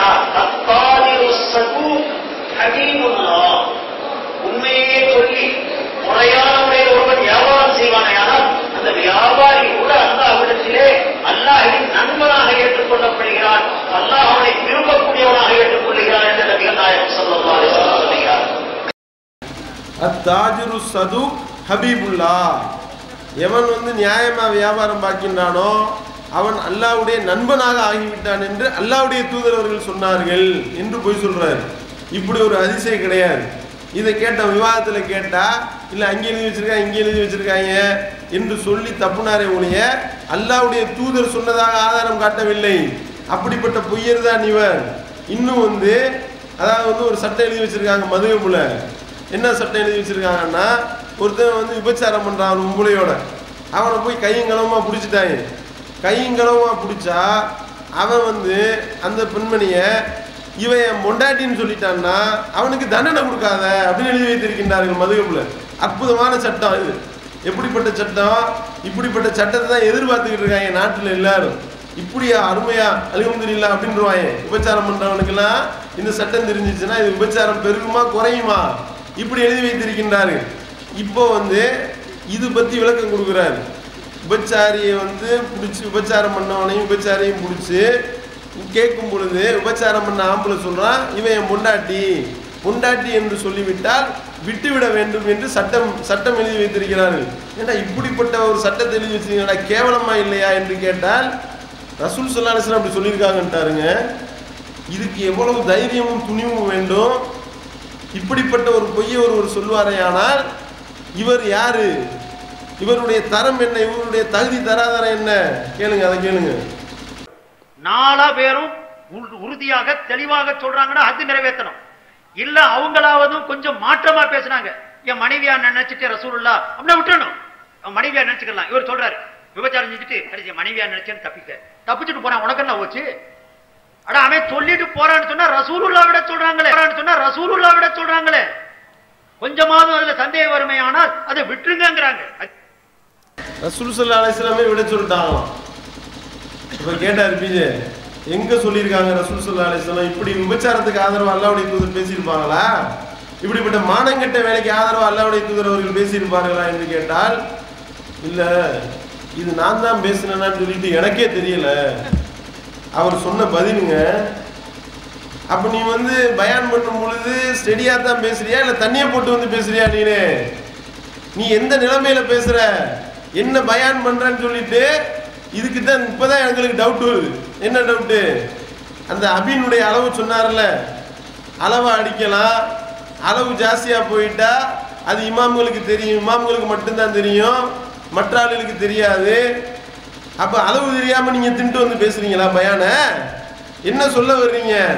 நான் பேசுறது எனக்கே தெரியல, அண்ணன் வந்து கட்டிங் ஃபிட்டிங் ஒட்டிங் வெட்டிங் செஞ்சு இதை போட்டுட்டாரு, பேசுன டிவிடில இருந்து எடுத்து கொடுக்குறோம், அந்த சீடியையும் கொடுக்குறோம், வாயை பொத்திக்கிட்டு பதில் இல்லை என்றால் அப்ப நேரடியா கையங்களமா பிடிச்சு மாட்டும் பொழுது இல்ல நான் அப்படி பேசல என்று சொல்லுவாரே. ஆனால் அப்ப இந்த பயானை கேட்டவன்லாம் என்ன நினைச்சிருப்பான்?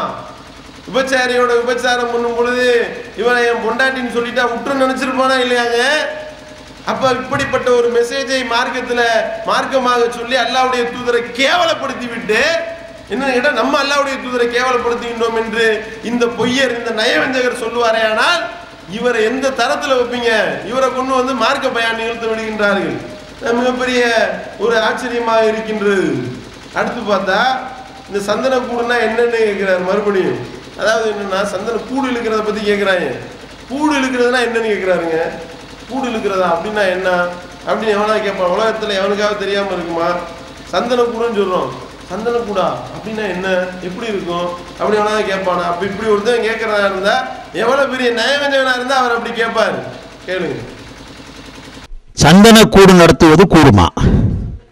தர்காக்களுக்கு பெண்கள் செல்லலாமா? சகோதரர்களே, சந்தன கூடு நடத்துறது மார்க்கத்தில் வலியுறுத்தப்பட்டதுன்னு ஒருத்தன் நினைக்கிறான்டா பிதத். வேற காரணத்துக்காண்டி ஒரு கூடு தூக்குறான் அப்படின்னா பிறரோடு ஒப்பிடுதல் வருது, ஒப்புமை வருதுன்னு சொன்னா விரும்பத்தகுந்தது அல்ல. மாற்று மதத்தோடு இதுக்கு ஒப்பிடுதல் ஏற்படுது அப்படின்னு சொன்னா உங்களுக்கு பிடிக்கல, விரும்பத்தகுந்ததில்லை. ஆனால் அது ஷிருக்குன்னு சொல்லாதீங்க. ஷிருக்கு குஃப்ரான் தப்புன்னு வேணா சொல்லிட்டு போங்க. உங்களுடைய கவனத்தில் அது ஆகாதது அப்படின்னு வேணா சொல்லலாம். தர்காக்களில் போய் கொடி ஏற்றுறாங்க அல்லது இந்த மாதிரி கூடு தூக்குறாங்க. கூடுன்னா என்ன செய்வாங்க? அதில்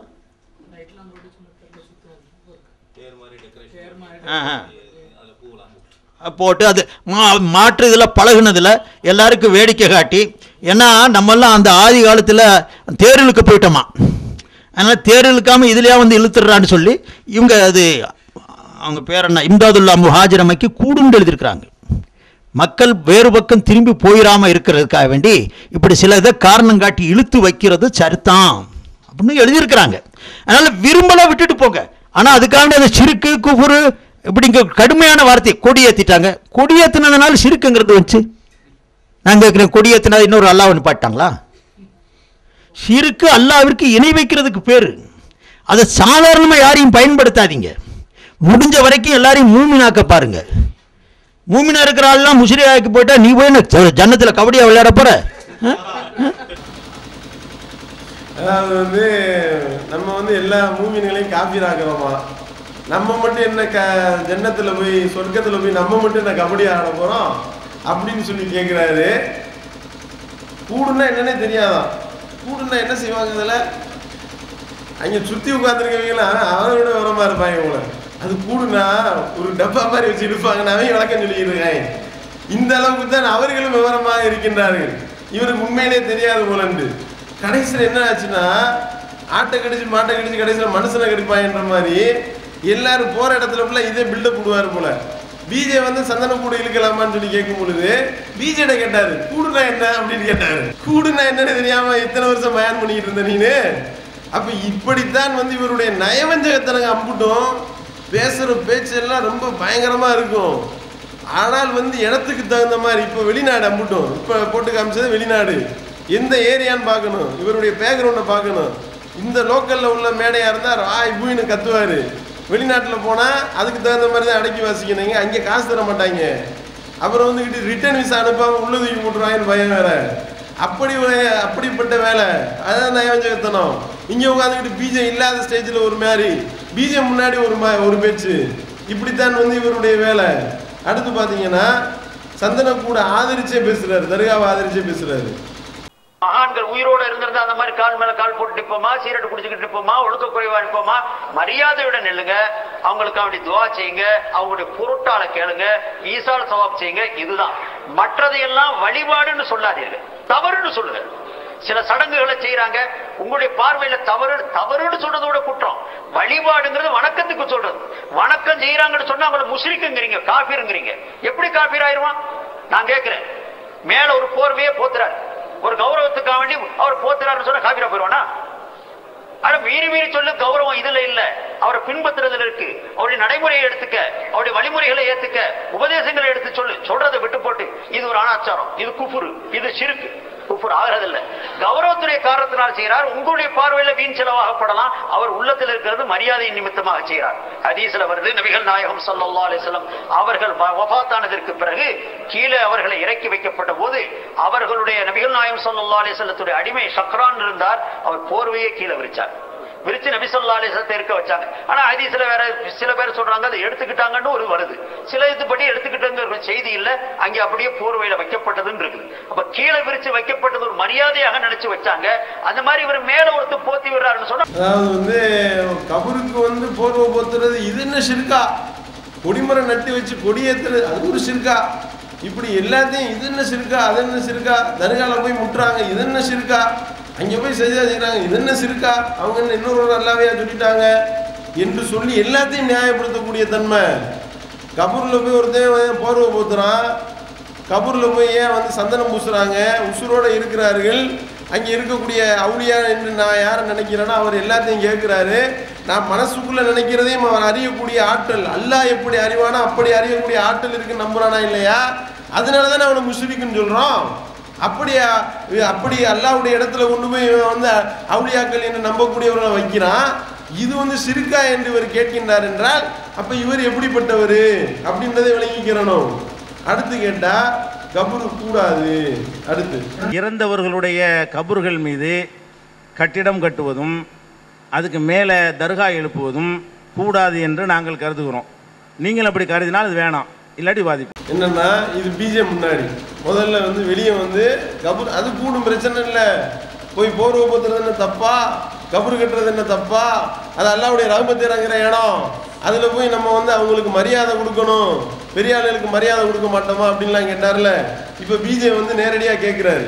என்ன கேட்குறாரு? இப்படி கபர் கட்டுறது கூடுமான்னு கேட்குறாரு. அதுக்கு என்ன சொல்றாருன்னு பாருங்க. இறந்தவர்களுடைய கபர்கள் மீது கட்டிடம் கட்டுவதும் அதுக்கு மேலே தர்கா எழுப்புவதும் கூடாது என்று நாங்கள் கருதுகிறோம். நீங்கள் அப்படி கருதினால் அது வேணாம், இல்லாட்டி வாதிப்போம். நான் அதை விரும்பத்தகுந்தது அல்லன்னு சொல்றேன். தடுக்கப்பட்டது இல்லையா? ஹராம் அல்ல, மக்ரூஹ். அது கூடாதுன்னு சொல்றீங்க. கூடாதுதான். கூடாதுன்னு தான் சொல்றீங்க. கூடாது. சரி, அது போட்டு அது விவாதத்தில் வராது, விடுங்க. கூடாதுன்னு சொல்லிட்டா சரி. கூடாதுடைய தரம் ஒண்ணு இருக்குது. அது தரத்தை எங்களுக்கு தேவை. கூடாது நம்ம கூடாது புனிதமானதோ அது வரவேற்கத்தக்கதோ நன்மையானது இல்லைங்கிறீல்ல, இந்த அளவுக்கு வந்து அல்ஹம்துலில்லாஹ் போதும். இது வேற வாய். முதல்ல சொல்லிச்சுல அது நாரவாய். கபரு கூடும் அப்படின்னு சொன்னது நாத்த முடிச்ச வாய். இது என்ன கபரு கூடாது யாரு கூடுன்னு யாரு சொன்னா அப்படின்னு சொல்லிட்டு, அப்ப கூடாதுன்னு சொல்லிட்டு கடமையா பேசுற மாதிரி தகவல் வந்துச்சு. என்ன இடத்துல கேட்பாரு, அப்படிலாம் இல்லையா, யாரும் ஒன்று தப்பான தகவல் சொல்லியிருக்காங்க யாரோ அப்படின்ட்டுருவாரு. அப்ப இது நயவஞ்சகத்தனமா இல்லையா? அதுக்கு எடுத்து பாருங்க. தொப்பி போடுறத பத்தி கேட்கிறாரு பிஜே. தொப்பி போடுறத பத்தி என்ன பேச்சு, மேடைக்கு மேடை பேசின பேச்சு கொஞ்சம் நெஞ்ச பேச்சா? தொப்பி போடாதவன்லாம் மார்க்கத்தில் இல்லாதவன் எல்லாம் வெளியே போகடா, அவன்லாம் முஸ்லீமே கிடையாது என்ற ரேஞ்சில் பேசினாங்க. அது குறித்து பிஜே வந்து விவாத ஒப்பந்தத்தில் கேட்கிறாரு. தொப்பி ஒரு விரும்பத்தகுந்த ஆடை அப்படிங்கிற என் கருத்து. ஆடைதான் வரவேற்கத்தக்க விரும்பத்த. யாரு கட்டாயம் ஃபர்துன்னு எந்த கிதாபிலையும் யாரும் சொன்னதில்லை. யாரு கட்டாயம் ஃபர்துன்னு எந்த கிதாபிலையும் யாரும் சொன்னதில்லை. அதை தொப்பியால நீ அது மாதிரி கடுமையா பேசியிருக்கிறீங்களே, வரவேற்கத்தக்கதான். நான் பல இடத்துல பேசியிருக்கிறேன். தொப்பி போடக்கூடாது, தொப்பி போட அவசியம் இல்லைன்னு சொல்றத வந்து பாரதூரமா விமர்சனம் பண்ணி. அவசியம் இல்லைங்கிறத நானும் ஒத்துக்கிறேன். இல்ல அப்படி சொல்வதை விமர்சிச்சுக்கிறீங்க கடுமையா. இல்ல அவசியம் இல்லைங்கிறத எங்கேயும் விமர்சிக்கல. நோ அப்படிலாம் கிடையாது. நான் அப்படி கடுமையால நான் எங்க பேசினேன்? யாரும் உங்கள்ட்ட தவறான தகவல் கொடுத்துட்டாங்க. அவசியம் இல்லை. யார் அவசியம் சொன்னா? தொப்பி என்ன பேச்சு? இந்த தொப்பிக்கு பேசின பேச்சு மட்டும் சுப்ஹானல்லாஹ் அவ்வளவு பயங்கரமா சவால் விடுறதுலாம் இவரு மாதிரி விட்ட ஆளுகள்லாம் கிடையாது. ஆனால் பிஜே முன்னாடி உட்கார வச்சு பிஜே கேள்வி கேட்டவனையும் அப்படிலாம் நான் சொல்லவே இல்லையே அப்படின்னு சொன்னார் என்றால், இப்ப இவர் யாரு? இப்ப இந்த கூட்டிட்டு வந்து கூட்டம் போட்ட ஆளுங்கெல்லாம் இதை கேட்டாங்கன்னா தலையில கையெழுச்சிருவாங்க. அடப்பு அடுவாவி, இப்படியா? இந்த மாதிரி உன்னை நம்பித்தானா கூட்டிட்டு வந்து முத்துப்பேட்டையில கூட்டம் போட்டோம், இப்படி இல்லாம நீ சொல்லி இருக்கிற. இன்னும் வருது, நிறைய வருது, அடுத்து வருது வரிசையா. அடுத்து பார்த்தீங்கன்னா இந்த நெஞ்சில தக்பீர் கட்டுறது. நெஞ்சில தக்பீர் கட்டுறதற்கு என்ன பேச்சு? அதாவது வந்து வாங்குற காசை விட கூட கூறாரா இவரு அப்படின்னு சொல்லக்கூடிய அளவுக்கு பேச்சு பாருங்க. 2 வேண்டாம் 3 வேண்டாம், எண்ணிக்கையிலே வேண்டாம், ஒரே ஒரு ஹதீஸை நெஞ்சிலே கையை கட்டுவதற்கு காட்டி விடுவீர்களே, லட்சம் ரூபாய் மைதானத்தில் இங்கே மேடையிலே தருகிறேன். அதுக்கு தக்பீர் வேற. அல்லாஹ் அக்பர். தர முடியவில்லை என்றால் வெட்கப்படுங்கள். மானம் என்று ஒன்று இருக்குமே, ஆனால் சற்று நேரம் சிந்தித்து பாருங்கள், எதை அடிப்படையாக வைத்து சொல்ல ஆரம்பிக்கிறீர்கள் என்று. தர முடியாவிட்டால் வெட்கப்படணுமா? சரி, ஓகே. அடுத்து நெஞ்சில வந்து தக்பீர் கட்டுறதுக்கு ஆதாரம் இருக்கு, ஆனா வந்து ஒரு கையை தான் கட்டணும் அப்படின்னு சொல்லிட்டு அது ஒரு விளக்கம், வித்தியாச விளக்கம். சரி, சிமாக் இப்னு ஹர்ப பலமானவரவே ஏத்துக்கலாம், ஹதீஸ கூட அறியப்பட்ட ஆளாவே அங்கீகரிச்சுக்கலாம். ஒரு வாதத்திற்கு ஏத்துக்கிட்டு பார்த்தா ஹதீஸ்ல பார்த்தா ஒரு கையை கட்டினாங்கன்னு தான் இருக்கு. அட எல்லாரையும் நோண்டி பார்க்கிற நீ ஹதீஸ தோண்டி பார்க்கலாமா இல்லையா? ஹஜ்ரத் மார் இருக்கிறாங்க, கேளுங்க. எலவு ஹாதிஹி அலா சத்ரிஹி. ஹாதிஹி ஒரு கைக்கு சொல்றது, இதை வைத்தார்கள் தமது நெஞ்சில. ஹாதிஹி இஸ்மி இஷாரா, சுட்டி காட்டக்கூடிய பெயர் சொல், ஒருமைக்கு வர்றது. இந்த கையை தனது நெஞ்சிலே வைத்தார்கள். அப்ப என்ன, எத்தனை கை வைக்கணும்? எத்தனை கை வைக்கணும்? ஒரு கை தானே வைக்கணும். ஏடா 2 கை வச்சிருக்கிற? பலமானதுன்னு காட்டிட்டீங்கள, அப்ப ஒரு கையை வைய, ஒரு புது மதவாது உருவாகும். பாக்குறதுக்கு ஒரு நாயா இருக்கு, ஒரு கை காணா போச்சு உலர்கிட்ட எவனா நினைப்பான். இப்படியா மார்க்கம் சொல்றது சகோதரர்களே? இப்படியா தன்னுடைய செயல்பாடுக்காக வேண்டிய ஹதீசுகளை பங்கப்படுத்தி அதை போட்டு பெறாண்டி அதை இல்லாத கதியெல்லாம் ஆக்கி இப்படியா ஒரு மார்க்கத்துடைய தலைவர் இப்படி அபுவனி. அதாவது வந்து ஒரு கையை வைக்கிறது தான் மார்க்கத்தில் இருக்கு அப்படின்றாரு. அடுத்து வந்து நெஞ்சத்துல தக்பீர் கட்டுறது சோளக்காட்டு பொம்மை அப்படின்னு அதை பாருங்க. இப்ப இவங்க புதுசா என்ன சொன்னாங்க? தொப்புளுக்கு கீழே கட்டுற ஹதீஸ் ஸயீஃப், தொப்புளுக்கு மேல நெஞ்சுக்கு கீழே கட்டுற ஹதீஸ் ஸயீஃப். சரிப்பா, ஸயீஃப் ஏத்துக்கிறோம். நீ நெஞ்சுக்கு மேல கழுத்து கட்டுற மாதிரி கட்டி நிக்கிறிய சோளக்காட்டு பொம்மை மாதிரி, நீ நெஞ்சுக்கு மேல கழுத்து கட்டுற மாதிரி கட்டி நிக்கிறிய சோளக்காட்டு பொம்மை மாதிரி, நீ நெஞ்சுக்கு மேல கழுத்து கட்டுற மாதிரி கட்டி நிக்கிறிய சோளக்காட்டு பொம்மை மாதிரி. அதுக்கு ஒரு சிரிப்பு. சோளக்காட்டு பொம்மைன்னவனையும் ரொம்ப ஆனந்தம். ஆஹா, பார்த்து ரொம்ப கேவலப்படுத்திட்டாரா அப்படின்னு சொல்லிட்டு உள்ள மக்கள்லாம் தக்பீர் வேற, ஒரே ஒரு ஆதாரத்தை காட்ட முடியுமா அப்படின்னு சொல்லிட்டு. இப்ப என்ன செய்யறாரு? சகோதரர் பிஜேட்ட நேரடியாக மாட்டிட்டாரு. இப்ப நெஞ்சில தக்பீர் கட்டலாமா கூடாதுன்னு பிஜே கேட்கிறாரு. இப்ப பாருங்க விளையாட்டு. தொழுகையில் கை கட்டும் இடம் நெஞ்சிலா, நெஞ்சுக்கு கீழா, தொப்புளுக்கு கீழா, இதுல நாங்கள் மூன்றும் கூடுமுங்கிறோம். மூன்று வகையும் கூடும். யாராவது அவர்களுக்கு தகுதியான இடத்தை தேர்ந்தெடுக்கிறதுக்கு அனுமதி இருக்குது. நெஞ்சிலா, நெஞ்சுக்கு கீழா, தொப்புளுக்கு கீழா, இதுல நாங்கள் மூன்றும் கூடுமுங்கிறோம். மூன்று வகையும் கூடும். யாராவது அவர்களுக்கு தகுதியான இடத்தை தேர்ந்தெடுக்கிறதுக்கு அனுமதி இருக்குது. இதுல நெஞ்சில் கை கட்டுவது தான் சரியானது என்று வாதிக்கிறீங்க நீங்க. மூணுமே கூடும். விரும்பின இடத்துல கட்டிட்டு போங்கப்பா. எதுக்கு பிஜே முன்னாடி வச்சு இப்ப இல்லன்னு மறுத்தா பிச்சு எடுத்துருவாரு, ஹதீஸ் அள்ளி போடுவாரு, மண்டையை சொரிஞ்சுக்கிட்டு தலப்பா கட்டி வச்சுட்டு ஓட வேண்டியதுதான் அப்படின்னு பயந்துக்கிட்டு நான் சொல்லவே இல்லையே. எவ்வளவு ஆக்ரோஷமான ஒரு அந்த அந்த திருப்பி போட்டாதான் அதனுடைய எஃபெக்ட் தெரியும். 2 வேண்டாம், 3 வேண்டாம், எண்ணிக்கையிலே வேண்டாம், ஒரே ஒரு ஹதீஸை நெஞ்சிலே கையை கட்டுவதற்கு காட்டி விடுவீர்களே, லட்சம் ரூபாய் மைதானத்தில் இங்கே மேடையில் தருகிறேன். தர முடியவில்லை என்றால் வெட்கப்படுங்கள். மானம் என்று ஒன்று இருக்குமே, ஆனால் சற்று நேரம் சிந்தித்து பாருங்கள். இவருக்கு மானம்ன்றது இருக்கா இல்லையா? உண்மையிலேயே மானம் இருந்துச்சுன்னா இப்படி பேசியிருப்பாரா?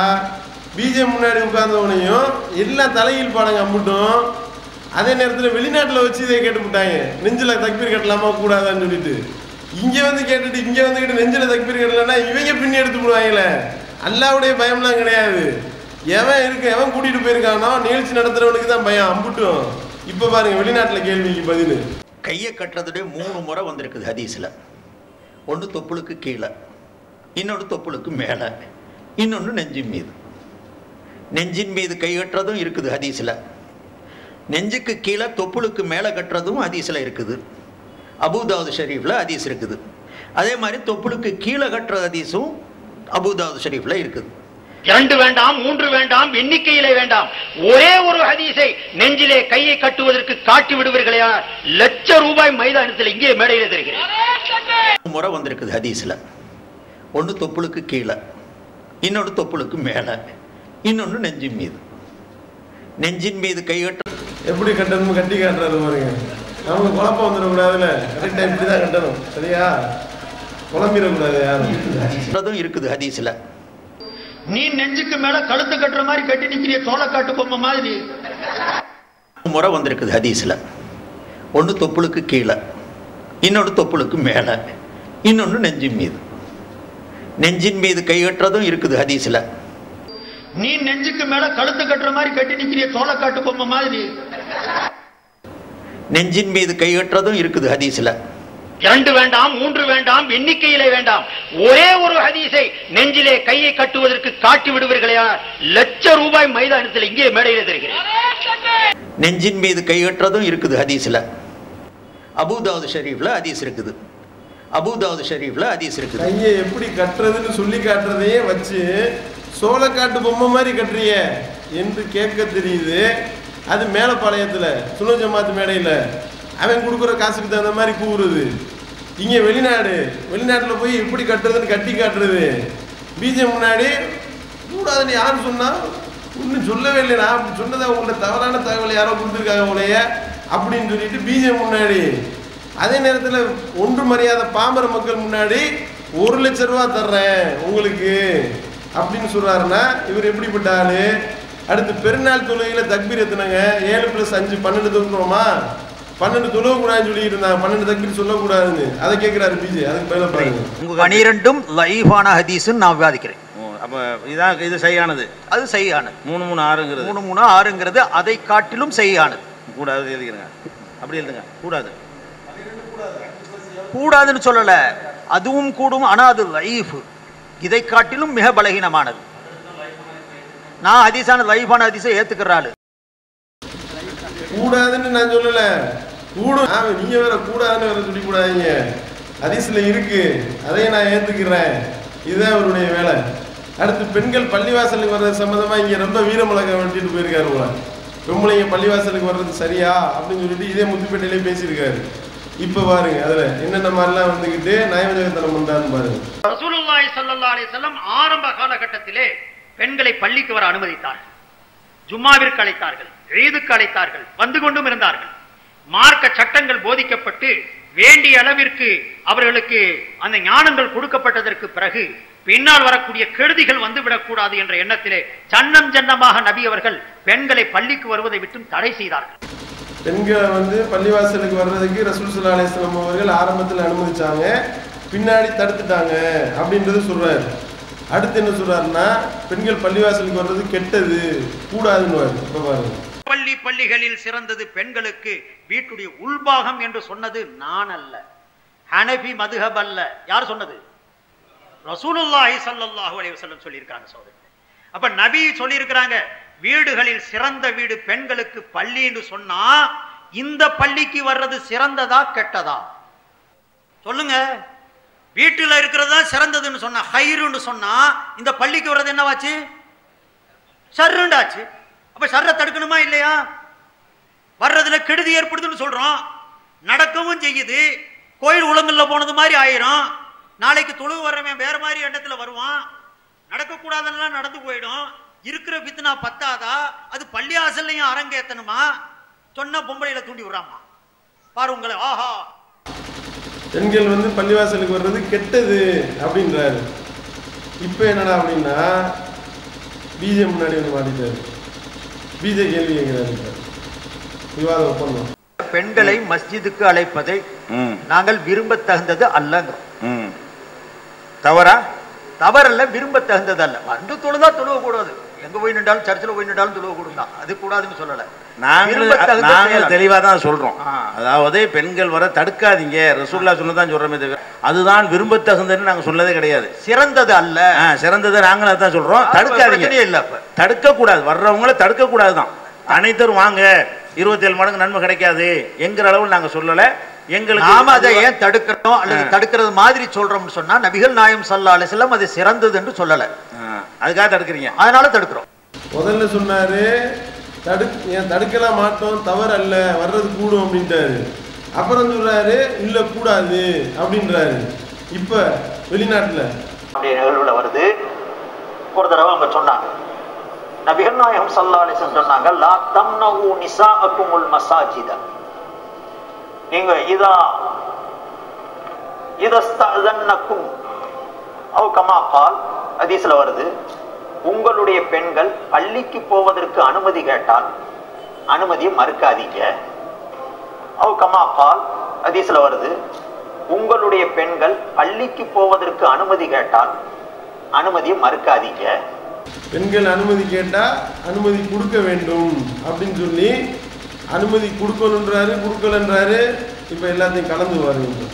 நாம அதை ஏன் தடுக்கிறோம் அல்லது தடுக்கிறது மாதிரி சொல்றோம்னு சொன்னா நபிகள் நாயகம் ஸல்லல்லாஹு அலைஹி வஸல்லம் அது சிறந்தது என்று சொல்லல, அதுக்காக தடுக்கிறீங்க, அதனால தடுக்கிறோம். பெண்களை மஸ்ஜிதுக்கு அழைப்பதை நாங்கள் விரும்ப தகுந்தது அல்லங்கிறோம்.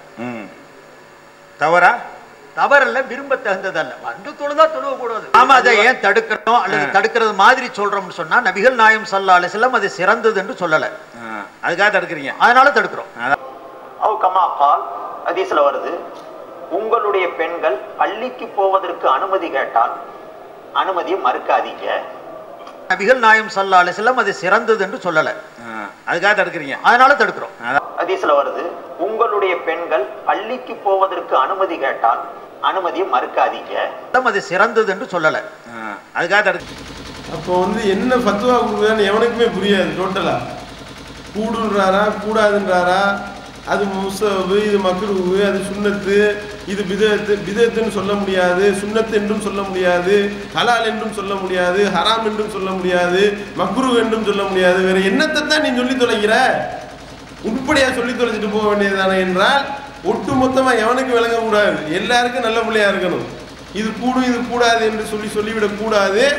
ஏன்னா அப்படி சொன்ன எவன்ட்டையா ஒரு ஆள்கிட்ட எதிரியாயிருமா இல்லையா? இப்படி சொல்லக்கூடியவர் எப்படி ஒரு மூமினாக இருப்பார் அப்படின்றது இங்கே நம்மளுடைய கேள்வி. அடுத்து பார்த்தீங்கன்னா நபித்தோழர்களை கேவலப்படுத்துறோன்றார். நம்ம மேலே குற்றச்சாட்டு, நபித்தோழர்கள்லாம் இவங்க இழிவுபடுத்துகிறாங்க. ஆனால் நபித்தோழரை எப்படியெல்லாம் கேவலப்படுத்துகிறாங்க? அந்த அபூ ஹனீஃபாவுடைய காலத்தில் ஒருத்தவர் என்ன செஞ்சாராம், ஒரு கழுதைக்கு அபூபக்கர்னு இன்னொரு கழுதைக்கு உமர்னு வச்சாராம் பேர். அப்படி உமர்னு பேர் வச்சதுனால அந்த கழுதை என்னென்னலாம் பராக்கிரமம் செஞ்சுச்சு தெரியுமா? இதுக்கு தனியாக பயான் வேறு. உமர்னு கழுதைக்கு பேர் வச்சா இப்படி ஒரு கழுதை ஆளை காலி பண்ணிருச்சான் அந்த பேர் வச்சவனை. அதை விளக்கம் சொல்றாரு பாருங்க. அப்ப அவங்க ஒருத்தருக்கு ஒரு கழுதைக்கு அபூபக்கர், ஒருத்தருக்கு உமர், இன்னொரு கழுதைக்கு உமர்னு வச்சாங்க.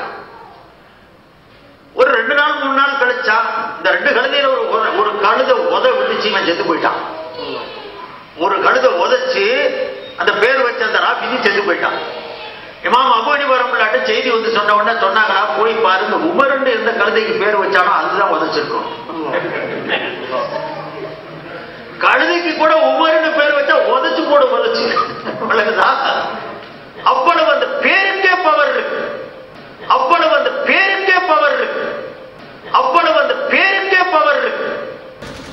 கழுதைக்கு கூட உமர்னு பேர் வச்சா உதைக்காமா அப்படின்னு சொல்லிட்டு ஒரு கழுதை சொல்லுது. என்ன ஒரு பேச்சு! அது பேருக்கு பவர் இருக்கான். ஒரு பேரை வச்சுட்டோம்னா குருடனுக்கு கண்ணாயிரம்னு பேர் வச்சா குருடன் நல்லா ஆயிடுவானா? கண்ணகரன் இருக்கக்கூடியவருக்கு வெள்ளையன்னு பேர் வச்சா வெள்ளையாயிருவாரா? இவருக்கும் பேர் செய்புத்தீன், மார்க்கத்தினுடைய போர்வாள். கூர்வாள் கூர் முணங்கி போய் மலுமட்டையா போயிருக்கா இல்லையா? இந்த போர்வாள் கூர்வாள் கூர் இல்லாமல் தானே கிடக்கு. அப்போ பேருக்கு என்ன பவர் இருக்கின்றது? இது பச்சையான ஷிர்க் இது. அதே மாதிரி காற்று விடுறதை பற்றி பேசுகிறாரு. அதாவது மதுரையில் என்ன எழுதி வச்சுருக்காங்கன்னா, தொழுகையில் தொழுகையினுடைய ஆரம்பம் தக்பீர், முடிவு தஸ்லீம்னு நபி நாயகம் ஸல்லல்லாஹு அலைஹி வஸல்லம் சொல்லியிருக்காங்க. தக்பீர் சொல்கிறோம்ல, அல்லாஹ் அக்பர் தக்பீர் கட்டி தொழுகை ஆரம்பிக்கிறோம். அஸ்ஸலாமு அலைக்கும்னு சொல்லி சலாம் கொடுத்து தொழுகையை முடிக்கிறோம். அஸ்ஸலாமு அலைக்கும் சலாம் கொடுத்து தொழுகையை முடிக்க தேவையில்லை, எப்படி வேணாலும் முடிச்சுக்கலான்னு சில உதாரணங்களை சொல்கிறாங்க. திடீர்னு வேற ஒரு எந்திரிச்சு சலாம் கொடுக்காம திடீர்னு எந்திரிச்சு வேற ஒரு தொழுகை தொழுவு, பிரச்சனை இல்லை. அல்லது ஆஹான்னு கடந்து சிரி வெடிச்சிரிப்பு சிரி தொழுகை முறி, பிரச்சனை இல்லை. அதுக்கடுத்து பக்கத்தில் ஒரு ஆள்கிட்ட என்ன நல்லா இருக்கீங்களா அப்படின்னு பேசு, தொழுகை முடிச்சிடலாம். அப்படி இல்லைன்னா அவ யுகுதிசு அம்தன், வேண்டுமென்றே காற்ற விடு ஜமால்னு ஒரு சத்தம், முடிஞ்சிச்சு தொழுக என்று சொல்லி சட்டம் எழுதி வைத்திருக்கின்றார்கள். இது குறித்து கேள்வி கேட்டா விளக்கத்தை பாருங்க, எப்படி விளக்கம். ஒரு மனுஷன் அப்படி சலாம் கொடுக்கிறதுக்கு பகரமா வேற செயல்கள் மூலமா தொழுகையை முடிச்சா தொழுகை கடமையாக நீங்கிறோம், கடமை என்ற ரீதியில் நீங்கிறோம். ஆனால் குறையோடு நீங்கும், தொழுகை நிறைவேறி போயிடும். ஆனா ஒரு வாஜிப விட்டதனுடைய குறை ஏற்படும். வலாக்கி இங்கே நூல்கள் இருக்குது. ஒருத்தன் காற்றை பிரிய விட்டோ, வாய்மொழியா பேசியோ, சிரிச்சோ, அது அண்ணன் சொல்ற மாதிரி சொன்னா நிறைய சொல்லணும். இந்த மாதிரி தொழுகை முடிச்சான்னு சொன்னா தொழுகை முடியாது, தொழுகை நிறைவேறி போயிடும். ஆனால் குறைபாடு உள்ளதா இருக்கும், அதுக்கு குற்றவாளி ஆவா. இது ஒரு சட்டம் இருக்கு. அதுவும் எப்ப காற்றை பிரிய விடுறது வேணும்னே அவனா செய்வானா?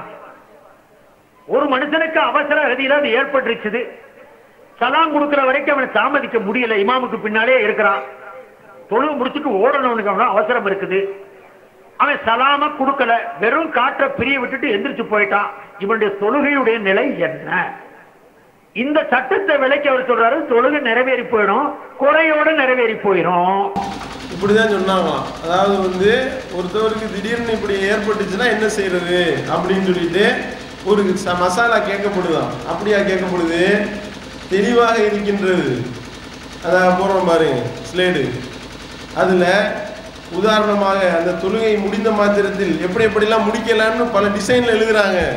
இவர்களாக உட்காந்து ஆய்வு பண்ணுறாங்க. ஆய்வு பண்ணி வரலான தொழுகை அல்லது ஒரு நஃபிலான தொழுகை உடனே தொழுகை துவங்கிடலாம், அல்லது ஆஹான்னு வெடிச்சிரிப்பு சிரிக்கலாம், அல்லது வேண்டுமென்றே காட்டி விடலாம். ப்ளூ கலரில் இருக்கா, அவ் யுகுதிசு அம்தன், வேண்டுமென்றே காட்டிவிட்டு முறிக்கலாம் என்று எழுதி வைத்துவிட்டு அதுலேயும் பொய் சொல்றாரு, மதுகபுலையும் பொய். இப்படி வந்து மதுகபுலையா உருப்படியா சொல்ற சட்டத்தை உள்ள சட்டத்தை சொல்றாரா என்றால் அதுலேயும் பொய் சொல்லக்கூடியதை பார்க்கின்றோம். இப்படி ஒரு எண்ணத்தை பேசுறாரோ எல்லாமே வந்து பிராடு பித்தலாட்டம் பொய் தான் மூலதனம் என்பதுதான் இவருடைய நிலையாக இருக்கின்றது அப்படின்றத ஒவ்வொருவர் விளங்கிக்கொள்ளணும். இங்கே சில உணர்வுகளை பண்ணியிருக்கிறாரு. கண் திருஷ்டி முதல்ல கூடுனாங்க, இப்போ வந்து கூடாதுன்றாங்க. கண் திருஷ்டி ஏன் கூடாதுன்னு சொல்கிறோம்? கண் திருஷ்டி பட்டதா பாதிப்பு ஏற்படும் என்று நம்புவது கண்ணுக்கு உள்ள பவருக்கு மேலே இருக்குன்னு நீ நம்புற. அப்படி நம்புவது வந்து அல்லாஹ்வுடைய வேத வசனங்களுக்கு முரணாக இருக்கின்றது. இங்கே இருந்து இப்படி பார்க்கறதுனால எங்கேயோ இருக்கக்கூடியவனுக்கு வந்து உடல்நிலை சரியில்லாமல் போய் அவன் படுத்த படுக்கையில் போயிடுவான் அப்படின்னா அது எப்படி ஒருவன் நம்ப முடியும்? அப்படி நம்ப முடியாது. அப்படி ஒருத்தன் நம்புனா அவன் அல்லாஹ்க்கு இணை கற்பிக்கிறான். ஏன்? அல்லாஹ் தான் சொல்லி காட்டுறான் தன்னை பற்றி, வலம் யகுல்லஹு குஃபுவன் அஹத், அவனுக்கு ஒப்பாக ஒருவனும் இல்லை, லைஸக மிஸ்லிஹி ஷைஉன், அவனை போல எதுவும் இல்லைன்றான் அல்லாஹ். இங்கே உட்காந்து யாரையோ ஒருத்தவரை கண்ணு வைப்பாரான், உடனே அங்கே உள்ள ஆளுக்கு வந்து பாதிப்பு ஏற்படும் என்றால் அப்போ கண்ணுக்கு அவ்வளோ பெரிய பவர் இருக்கின்றதா? அப்படி நம்புவது ஷிர்க் என்று நாம் சொல்லுகின்றோம்.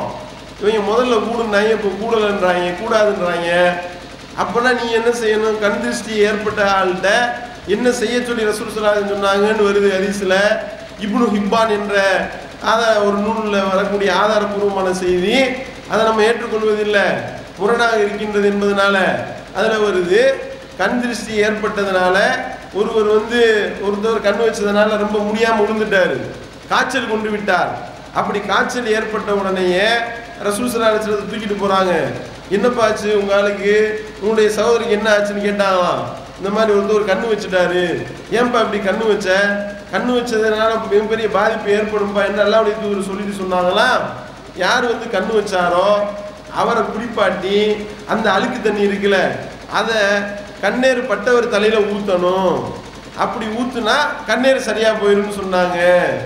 அப்படின்னா அந்த செய்புதீன் ரசாதி மேலே யார் யாரெல்லாம் கண்ணு வைக்கிறாங்களோ ஒரு 30 வருஷம் குளிக்காத ஒரு ஆள் கண்ணு வைக்கட்டும். கண்ணு வைக்கிற ஆள் 30 வருஷம் குளிக்காமல் அந்த பீடை பிடிச்ச ஆள் மாதிரி இருப்பார்ல, சடை வளர்ந்த ஒரு சாமியார் யாரையா கூட்டு வந்து கண்ணு வைக்க விட்டுருவோம். கண்ணு வைக்க விட்டுட்டு அவரை குளிப்பாட்டுவோம். 30 வருஷம் குளிக்காத ஆளை குளிப்பாட்டி அந்த நாத்தம் முடிச்ச தண்ணியை செய்புதீன் ரசாதி தலையில் ஊற்றுனா ஒத்துக்குருவாரா? கண்ணேறு கூட பரவாயில்லடா, இந்த நாத்தம் பிடிச்ச தண்ணி வேணாம்னான்னு சொல்லுவாரா இல்லையா? இதுதான நிலைமை. இது வந்துக்கிட்டு கண் திருஷ்டி கூடும்னா நீ இதை செஞ்சு காட்டு. அல்லாஹ்வுடைய தூதர் அவர்கள் இப்படிப்பட்ட கேவலப்பட்ட சட்டங்களை சொல்லி இருக்க மாட்டார்கள் என்று நாங்கள் சொல்கின்றோம். ஏன்? கண் திருஷ்டின்றது கிடையாது. அப்படி கண்ணேறுன்றது உண்மையாக இருக்குமே ஆனால் எவ்வளவோ பேர் கண்ணு வச்சு செத்து போயிருப்பாங்க. இந்நேரம் எல்லாம் கண் வைக்கக்கூடிய நடிகர்கள்லாம் நல்லா தான் இருக்கின்றான். எவ்வளவோ இடங்கள்ல போய் கண்ணு வைக்கின்றாங்க, அதெல்லாம் நல்லா தானே இருக்கின்றது. அதுக்கடுத்து பார்த்தீங்கன்னா இந்த சூனிய சவால் வந்து சூனியம் இருக்குன்னே சொல்றாரு. சூனியத்தினால பாதிப்பு ஏற்படும்.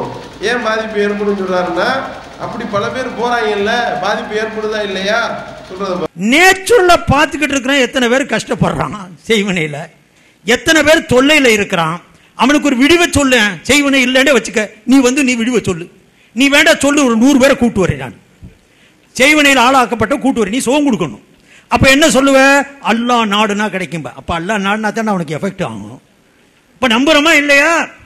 ஆகுதா இல்லையா? ஏங்க ஒரு நேச்சுரலான விஷயத்துக்கு போய் ஆதாரம் சொல்ல முடியுமா? அதுக்கு வந்துட்டு குரான் ஹதீஸப்பா நான் கூட சொல்றது, குரான் ஹதீஸ்ல ஒரு சமயம் இது வரவே இல்லைன்னு வைங்க, செய்வினையை பற்றி குரான் ஹதீஸ்ல சொல்லப்படலைனாலும் கூட நேச்சுரலா நடந்துகிட்டு இருக்கா இல்லையா? பார்க்கிறோமா இல்லையா? ஏகப்பட்டவர் எவ்வித காரணமும் இல்லாமல் நோயில் இருக்கிறான்.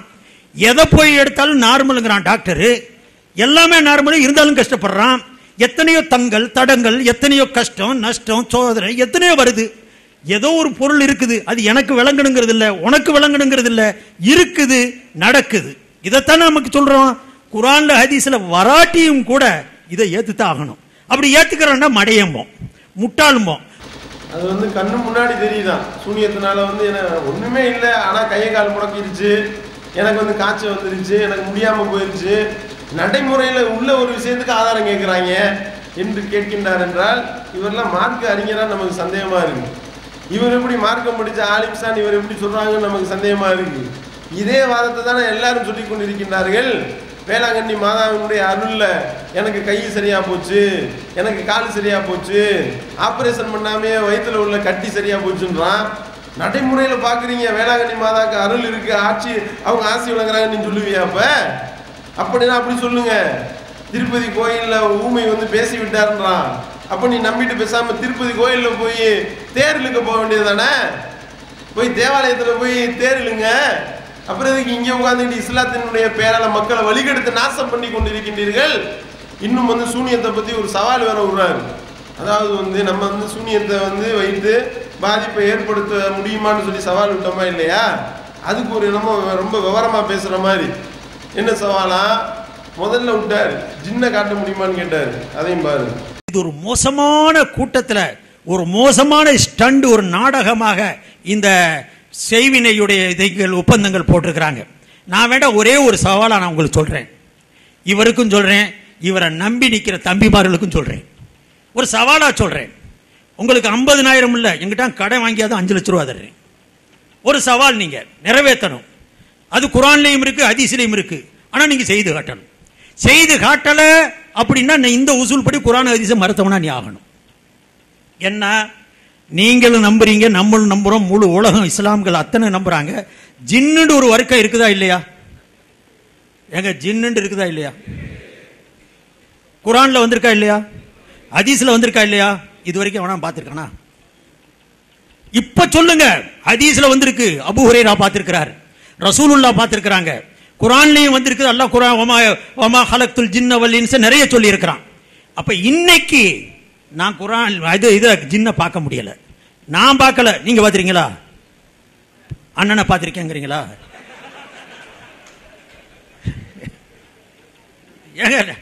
பார்த்திருக்கிறோமா இது வரைக்கும்? நீ காட்டு ஒரு ஜின்ன, என் முன்னால உணர்ந்து ஒரு ஜின்ன நிப்பாட்டிரு, 5 லட்ச ரூபா தர்றேன். நான் காட்ட முடியல, நீயும் காட்ட முடியாது, கொண்டாந்து காட்ட. அப்ப நீ இனிமேல் என்ன சொல்லிடணும்? என்னங்க சொல்லணும்? ஜின்னுங்கிறதே கிடையாது. அதாவது வந்து ஜின்னை காட்ட முடியுமா? அதாவது நம்ம சூனியத்துக்கு சவால் விட்டோமா இல்லையாங்க? அந்த மாதிரி இப்ப ஜின்னை காட்ட முடியுமான்னு சவால் விட்டுறேன் நானு. நீ ஜின்னை காட்டு பாப்போம் அப்படின்றாரு. ஜின்னை காட்ட முடியுமான்னு இவர் சவால் விடுறாருன்னா இவருக்கு மார்க்கமும் தெரியல, குரான் ஹதீஸும் தெரியல. ஏன்? ஜின்களை பார்க்க முடியாது நல்லா சொல்றான். நபிமார்களுடைய கண்களுக்கு மட்டும்தான் ஜின்கள் தெரிவார்கள், நம்மளுடைய கண்களுக்கு ஜின்களை பார்க்க முடியாது. ஏன்? அல்லாஹ் திருமறை குரான்ல அப்படி சொல்லி காட்டுறான். அல்-அராஃப் என்ற அந்த அத்தியாயத்துல ஷைத்தான்களை பற்றி சொல்லும் பொழுது ஜின்னினத்தை சேர்ந்தவன் தான் ஷைத்தான். ஷைத்தானை பற்றி சொல்லும்போது அல்லாஹ் சொல்றான், ஷைத்தானும் அவனுடைய படையினரும் அவர்கள் உங்களை பார்த்து கொண்டிருக்கின்றார்கள், நீங்கள் அவர்களை பார்க்காத வகையில உங்க கண்ணுக்கு அவர்கள் புலப்பட மாட்டார்கள், அவங்களை நீங்க பார்க்க முடியாது என்று அல்லாஹ் தன்னுடைய திருமறையில சொல்லிவிட்ட பிறகு இவர் என்ன சொல்றாரு? ஜின்னை காட்ட முடியுமா? ஜின்னை காட்ட முடியுமான்னு கேட்கறது குரானுக்கு எதிரானது. ஏன்? குரானுக்கு எதிரான ஒரு சவாலை ஏன் நீ விடுற? குரான்ல உள்ள சவாலை விடு. குரான்ல என்ன இருக்கின்றது அதை கேட்டால் ஓகே. குரான்ல இல்லாதை சொல்லி இவர் வந்து திசை திருப்ப பார்க்கிறாரு. ஆனா அபூ ஹுரைரா பார்த்தாங்களாம். அபூ ஹுரைரா பார்த்தது யார? ஒரு சைத்தான்னு சொல்றது வந்து மனுஷ சைத்தான். மனுஷ சைத்தான் வந்து என்ன செஞ்சா வந்து பேரிச்சம்பழத்தை அள்ளலாம். அது ஃபித்ராவுடைய ஹதீஸ்ல வருதா இல்லையா? ஃபித்ராவுடைய பொறுப்பாளர் என்னைய போட்டுருந்தாங்க ரசூல் ஸல்லல்லாஹு அலைஹி வஸல்லம் அவர்கள். நான் அந்த பேரிச்சம்பழத்தை பாதுகாவல் காத்துக்கிட்டு இருந்தேன். ஒருத்தன் வந்து ஒரு சைத்தான் வந்து பேரிச்சம்பழத்தை அள்ளுனா அப்படின்னு ஹதீஸ்ல வருதுங்க. இது மனுஷ சைத்தான். ஏன் மனுஷ சைத்தான்னு சொல்றோம்? மனிதர்களை மோசமானவர்களை சைத்தான் என்று சொல்வது வழக்கம். அல்லாஹ் திருமறையில சொல்லி காட்டுறான். நபிகள் நாயகம் ஸல்லல்லாஹு அலைஹி வஸல்லம் சொல்லி இருக்கிறாங்க, கவிதை பாடி மோசமான கவிதை பாடின ஒருத்தவனை அந்த சைத்தானை புடிங்கன்னாங்க நபிகள் நாயகம் ஸல்லல்லாஹு அலைஹி வஸல்லம். அல்லாஹ் குர்ஆன்ல சொல்லி காட்டுறான். அல் பக்கரா என்ற அத்தியாயத்துல அந்த நயவஞ்சகர்கள் உங்களோட முஸ்லிம்களோட இருக்கும்போது உங்களை சேர்ந்தவர்கள்ன்றான், தங்களுடைய ஷைத்தான்களோடு இருக்கும் பொழுது அவர்களை சேர்ந்தவர்கள் என்றான். அந்த மனுஷ சைத்தானை பத்தி அல்லாஹ் சொல்றான். அந்த மாதிரி இங்க அபூ ஹுரைராவுடைய செய்தியில வந்து பேரிச்சம்பழத்தை அல்லாஹ் வந்தது மனுஷ சைத்தான். இந்த சைத்தானா இருந்தா, உண்மையான சைத்தானா இருந்தா அவனுக்கு எதுக்கு பேரிச்சம்பழம்? அவனுக்கு சாப்பாடு தேவையா? அவன் சாப்பிட்டு தான் அவன் உசுறு வாழ முடியுமா? அப்போ உசுறு வாழ முடியாம சாப்பாடு அடிக்காம எத்தனை சைத்தான் செத்து போயிருக்கான் இது வரைக்கும்? அப்படின்னா நம்ம சோறாக்கி வச்சுட்டு வந்துருக்கிறோம். இப்போ பொதுக்கூட்டத்துக்கு வீட்டில் போய் பார்த்தா சோத்தை காணாம், எவ்வளோ சைத்தான் திண்டு போயிட்டான் அப்படின்னு சொல்ல முடியுமா? அப்படி சொன்னால் அதை ஒற்றுக்கொள்ள முடியுமா? அப்போ இது மனுஷ சைத்தானை பற்றி சொல்லுதுன்னா மனுஷ சைத்தானை பத்தி பேசுற இடத்துல இந்த சைத்தானை பத்தி இந்த சைத்தான் சொல்லுது. அப்ப எப்படிப்பட்ட ஒரு இதுன்னு பாருங்க. இதே நேரத்துல மனுஷ சைத்தானை காட்ட சொல்லி ஒரு சவால் உண்டாருன்னா காட்டுவோம். மனுஷ சைத்தானை பார்க்கணுமா, செய்புன்ற சாதி அவர்களே நேரா போய் உங்க வீட்டில் உள்ள கண்ணாடி முன்னாடி நின்று பாருங்க. நல்ல ஒரு சைத்தான், பெரிய சைத்தான் தெரியும். தலப்பா ஒன்று கட்டியிருக்கும். கிடட்டிட்டு பார்த்தா தலப்பா இல்லாமல் தெரியும் அந்த சைத்தான். இப்படிதான் இதுக்கு வரைக்கும் பதில் சொல்ல வேண்டும். ஏன் அண்ணன் பாத்திரீங்களா லந்து பண்றாரு, அதுக்கு தான் இந்த பதிலடி. சரியா? அப்ப இப்படி சொல்லிவிட்டு இங்க முத்துப்பேட்டையில் ஒரு சவால் விட்டுருக்காரு. என்னன்னா, இப்ப கொசு கடிக்கிறதுனால டெங்கு வருது அப்படின்னு சொல்றாங்க. இப்ப ஒருத்தன் எனக்கு கொசுவை கடிக்க வைத்து டெங்கு வர நீங்கள் பார்க்கலாம் என்று சவால் விடலாமாங்க அப்படின்னு கேட்பாரு. இப்படிதான் சுத்தி உள்ள ஆளுகளை ஃபுல்லா கிறுக்கனாக்குறது. நான் சொன்னதுக்கு நீங்கள் எல்லாம் சாட்சின்றதுக்காக வர வைக்க முடியுமாங்க அப்படின்றது, பார்க்க முடியுமாங்க அப்படின்றது. எல்லாம் ராமாஞ்சாமி போட்டா தலையாட்டுவாங்கல்ல, அந்த மாதிரி தர வைக்க முடியுமா, டெங்கு வர வைக்க முடியுமா என்று ஒருத்தவன் சவால் விட்டால் அது சரியான்னு கேட்கிறாரு. இப்படியா சொல்லிக்கிட்டு இருந்தான்? இப்படி ஒருத்தவன் சொல்லிக்கிட்டு இருந்தானே அவன்கிட்ட விடலாம். இப்போ ஒருத்தவன் சொல்றான், என்ன சொல்றான், நீங்க பாரு தௌஹீத் பிரச்சாரம்லாம் பண்ணன்னு வை, கொசுக்களை அனுப்பி உனக்கு மலேரியா வர வைப்பேன், டெங்கு வர வைப்பேன், அல்லது உனக்கு எய்ட்ஸ் வர வைப்பேன்னு சொல்றான். வாடா வர வீடா பார்ப்போம் அப்படிதான் சொல்லுவோம். நம்ம ஏதாவது ஒன்றை வித்து ஒரு ஆற்றலும் இல்லாத ஒரு விஷயத்துக்கு இப்படி சொன்னா ஓகே, பிரச்சனை இல்லை. கொசு என்பது யாருக்கு கடிக்குதோ கடிக்கிற எல்லாத்துக்கும் டெங்கு வராது. சரியா? கடிக்கிற எல்லாத்துக்கும் மலேரியா வராது. அவர்களுடைய நோய் எதிர்ப்பு சக்தியை பொறுத்து, அவர்களுடைய உடல் ஆரோக்கியத்தை பொறுத்து உள்ள விஷயம் அல்லாஹ்வுடைய நாட்டத்தை பொறுத்து அமையக்கூடியது. இதை கொசுவோட ஒப்பிட்டு இவர் கிறுக்குத்தனமான உதாரணங்களை சொல்லி இவர் சொல்றார் என்றால் இவர் எப்படிப்பட்ட ஒரு விலங்கா மனையராக இருக்கின்றார். நம்ம ஏன் சவால் விட்டோம்? அல்லாஹ்வுடைய தூதர் அப்படி சவால் விட சொல்றான். அல்லாஹ் இன்னல்லதீன ததுஊன மின் தூனில்லாஹி இபாதுன் அம்சாலுக்கும், நீங்கள் அல்லாஹ்வை விடுத்து விட்டு யாரையெல்லாம் அழைக்கின்றீர்களோ அவர்களும் உங்களை போன்ற அடிமைகள் தான். அல்லாஹ் சொல்றான், ஃபதுஹும் ஃபல்யஸ்தஜீபு லக்கும் இன் குன்தும் சாதிகீன், நீங்கள் உண்மையாளர்களாக இருந்தால் கூப்பிடு. அல்லாஹ்க்கு இணையா யார் யாரையெல்லாம் நீ ஆக்குறியோ அவனையெல்லாம் கூப்பிட்டு அவர்களுக்கு பதிலளி, உன்னுடைய அழைப்புக்கு அவர்கள் பதிலளிப்பார்களா அப்படின்னு நீ பாரு, சவால் விடு. நீ உண்மையாளனாக இருந்தால் இதெல்லாம் பதில் சொல்றா பார்ப்போம். அல்லாஹ் சவால் விட சொல்றான். அலகும் அர்ஜுலி யம்சுன பிஹா அம்லஹும் ஐதி யப்திசுன பிஹா அம்லஹும் அயுனு யுப்சிருன பிஹா அம்லஹும் ஆதானு யஸ்மவுன பிஹா, நீ யாரையெல்லாம் இறைவன் அல்லாதவர்களை வணங்குகின்றீர்களோ அவர்களுக்கு பிடிக்கக்கூடிய கை இருக்கா, பார்க்கக்கூடிய இருக்கா, கேட்கக்கூடிய காது இருக்கா, நடக்கக்கூடிய கால் இருக்கா? அல்லாஹ் கேள்வி எழுப்பிட்டு சொல்றான், சும்ம கீதூனி குல், நீங்கள் நபியே நீங்கள் சொல்லுங்கள், ஃபதூகும் குல் குலிது ஷுரகாக்கும் சும்ம கீதூனி ஃபலா தும்திரூன், நபியே நீங்க சொல்லுங்க அவர்களிடத்துல யார் யாரெல்லாம் வச்சு உனங்களை பயம் காட்டுறானோ அந்த இணை தெய்வங்களை கூப்பிட சொல்லு, கூப்பிட்டு எனக்கு எதிராக சூழ்ச்சி செய்ய சொல்லுங்கள். சும்மா கீதூனி ஃபலா தும்திரூன், எனக்கு எந்த விதமான அவகாசத்தையும் கொடுக்க வேண்டாம் அவர்கள் என்று அல்லாஹ் தன்னுடைய தூதரை சவால் விட சொன்னானே, அந்த தூதர் விட்ட சவாலினுடைய தொடர்ச்சி தான் இந்த சவால். அப்படிப்பட்ட ஒரு சவாலை விட்டு சூனியக்காரனுக்கு எந்த விதமான சக்தியும் கிடையாது, அல்லாஹ்க்கு மட்டும்தான் அனைத்து ஆற்றலும் இருக்கின்றது என்பதை பறைசாற்றி இருக்கின்ற அல்லாஹ்வுடைய கிருபையை கொண்டு அப்படிப்பட்ட ஏகத்துவத்தை நிலைநாட்டுவதற்கு விடப்பட்ட சவால் இத்தகைய கூறுவிட்டவர்களுக்கு தெரியாது. இப்படி கூறுவார் இல்லாம காசுக்காக என்ன வேணாலும் செல்வார்களே, காசை வைத்துக் கொண்டு காசுக்காக எப்படி வேணாலும் கூவுவார்களே, இத்தகைய கூலிப்படைக்கு தெரியாது, விளங்காது, இதனுடைய மகத்துவம் புரியாது. கொடுக்கக்கூடிய காசுக்கு தகுந்த மாதிரி பேசுவாரு. ஏன்னா ஏன் இப்படி நம்ம சொல்லுகின்றோம் என்றால் அது அவரே சொல்றாரு. என்ன சொல்றாரு பாருங்க. அவருக்கு நம்ம ரொம்ப விளம்பரம் கொடுத்தது. நான் சொல்றேனே, நான் இந்த அளவுக்கு மேடை ஏறுறதுன்னா பிஜே தான் காரணம், இல்லாட்டி என்ன எவனுக்கு தெரியும். அதனால எனக்கு ஏதாவது ஒரு பலன் இருக்குதுன்னு சொன்னா அவர் மூலமாத்தே வந்துகிட்டு இருக்கு. அதனால எனக்கு ஏதாவது ஒரு பலன் இருக்குதுன்னு சொன்னா அவர் மூலமாத்தே வந்துகிட்டு இருக்கு. அதனால எனக்கு ஏதாவது ஒரு பலன் இருக்குதுன்னு சொன்னா அவர் மூலமாத்தே வந்துகிட்டு இருக்கு. உனக்கு அவர் தௌபா தௌபா செஞ்சாருன்னா என் வருமானம் பூரா போயிடும். மாறினாராக்க அதோட நம்ம சாப்டர் க்ளோஸ். உனக்குதா அவர் தௌபா தௌபா செஞ்சாருன்னா என் வருமானம் பூரா போயிடும். மாறினாராக்க அதோட நம்ம சாப்டர் க்ளோஸ். உனக்குதா அவர் தௌபா தௌபா செஞ்சாருன்னா என் வருமானம் பூரா போயிடும். மாறினாராக்க அதோட நம்ம சாப்டர் க்ளோஸ். அவருடைய சாப்டர் க்ளோஸ் ஆயிடும். பிஜே திருந்திட்டாருன்னா அவருடைய சாப்டர் க்ளோஸ் ஆயிடுமா? ஏன் வர்ற வருமானம் பிஜே திட்ட சொல்லி காசு கொடுக்குறாங்க எனக்கு, நான் கொடுக்கக்கூடிய காசுக்கு தகுந்த மாதிரி கூவுகின்றேன் என்று சொல்லி இவர் சொல்லக்கூடிய விஷயத்தை நம்ம கேட்கிறோமே, நான் ஒரு மார்க்க வியாபாரி தான், யார் யார் எப்படி எப்படிலாம் காசு கொடுக்குறாங்களோ அதுக்கு தகுந்த மாதிரி நான் கூவுவேன் என்று சொல்லி ஒப்புதல் வாக்குமூலம் கொடுத்துருக்காருங்க. இதை விட வேற என்னங்க வேணும்? காசுக்காக தான் நான் பேசுறேன், எனக்கு எவ்வளவு காசு கொடுக்குறாங்களோ அதுக்கு தகுந்த மாதிரி திட்டுவேன். முத்துப்பேட்டையில் கூப்பிட்டவர்கள் 5000 ரூபா கொடுத்தாங்கன்னா அதுக்கு தகுந்த மாதிரி திட்டுவேன். 10000 ரூபா கொடுத்தா அதுக்கு தகுந்த மாதிரி திட்டுவேன். காசு கொடுக்காட்டா திட்டாம போவேன். 15000 கொடுத்தா அதுக்கு தகுந்த மாதிரி திட்டுவேன் என்று ஒப்புதல் வாக்குமூலம் கொடுத்திருக்கின்றார் என்றால், இப்படிப்பட்டவர் போய் பேசட்டும், திட்டட்டும். திட்டத்தான் இந்த ஏகத்துவம் வளர்ந்து கொண்டிருக்கிறது. அல்லாஹ்வுடைய மகத்தான கிருபையை கொண்டு இவரோட நடத்தின விவாதம் இருக்கின்றது. அந்த விவாதத்துல இப்படி இஜ்மாவுக்கு ஆதரவா உட்கார்ந்து பேசினாரு. இஜ்மா இருக்கின்றது, குர்ஆன் ஹதீஸ் மட்டும் கிடையாது, எல்லாரும் சேர்ந்து முடிவெடுத்தாலே இஜ்மாண்டாரு, அதுவும் மார்க்க ஆதாரம்னாரு. அபூபக்கர் சித்திக் சாதி என்ற ஒரு ஆலிம்சா இங்க தௌஹீதை ஏற்றுக்கொண்டிருக்கிறார். அவர் பேசுறாரு, நாம் எதிர்பார்ப்பது ஆதாரம். உங்கள்கிட்ட குர்ஆன் ஹதீஸ் வரமாட்டேங்குது, இருந்தா தானங்க வரும் பாவம். சரி இருந்துட்டு போகட்டும். அப்படி பார்க்கிறோம், ஒரு ஆயத்து வந்துடாதா, ஒரு ஹதீஸ் வந்துடாதா, இந்த இஜ்மா மார்க்க ஆதாரம்ங்கிறது இவர் போட்டு உடைச்சிட மாட்டாரா, தௌஹீத் ஜமாத் மண்ண கவியராதா அப்படின்னு ஆர்வத்தோட உட்காந்து பார்த்தா கடைசியில் விவாதம் முடிகிற தருணத்தில் பிஜே கேட்கிறார், எனக்கு வேணாம். உங்களை நம்பி வந்தாங்க இல்லையா மக்கள், என்ன விட்டுருங்க, எனக்காக வேணாம், தௌஹீத் ஜமாத்துக்காக வேணாம். பிஜே சொல்றாரு, எனக்காக வேணாம், உங்களை நம்பி வந்த மக்களுக்காகவாது ஒரு வசனம் சொல்லுங்க, ஒரு ஹதீஸ் சொல்லுங்க. இருந்தா தானே பிஜே மௌலானா சைபுதீன் மௌலானா சொல்லுவாரு. இந்த மாதிரி இஜ்மாக்கு ஆதரவா எதையாவது ஒரு ஆதாரத்தையாவது அஜர்த்து சொல்லிடுவாருன்னு சொல்லிட்டு சைபுதீன் ரசாதி மேல அவ்வளவு நம்பிக்கை இருந்தேன். 2 நாட்கள் விவாதம் நடந்தது.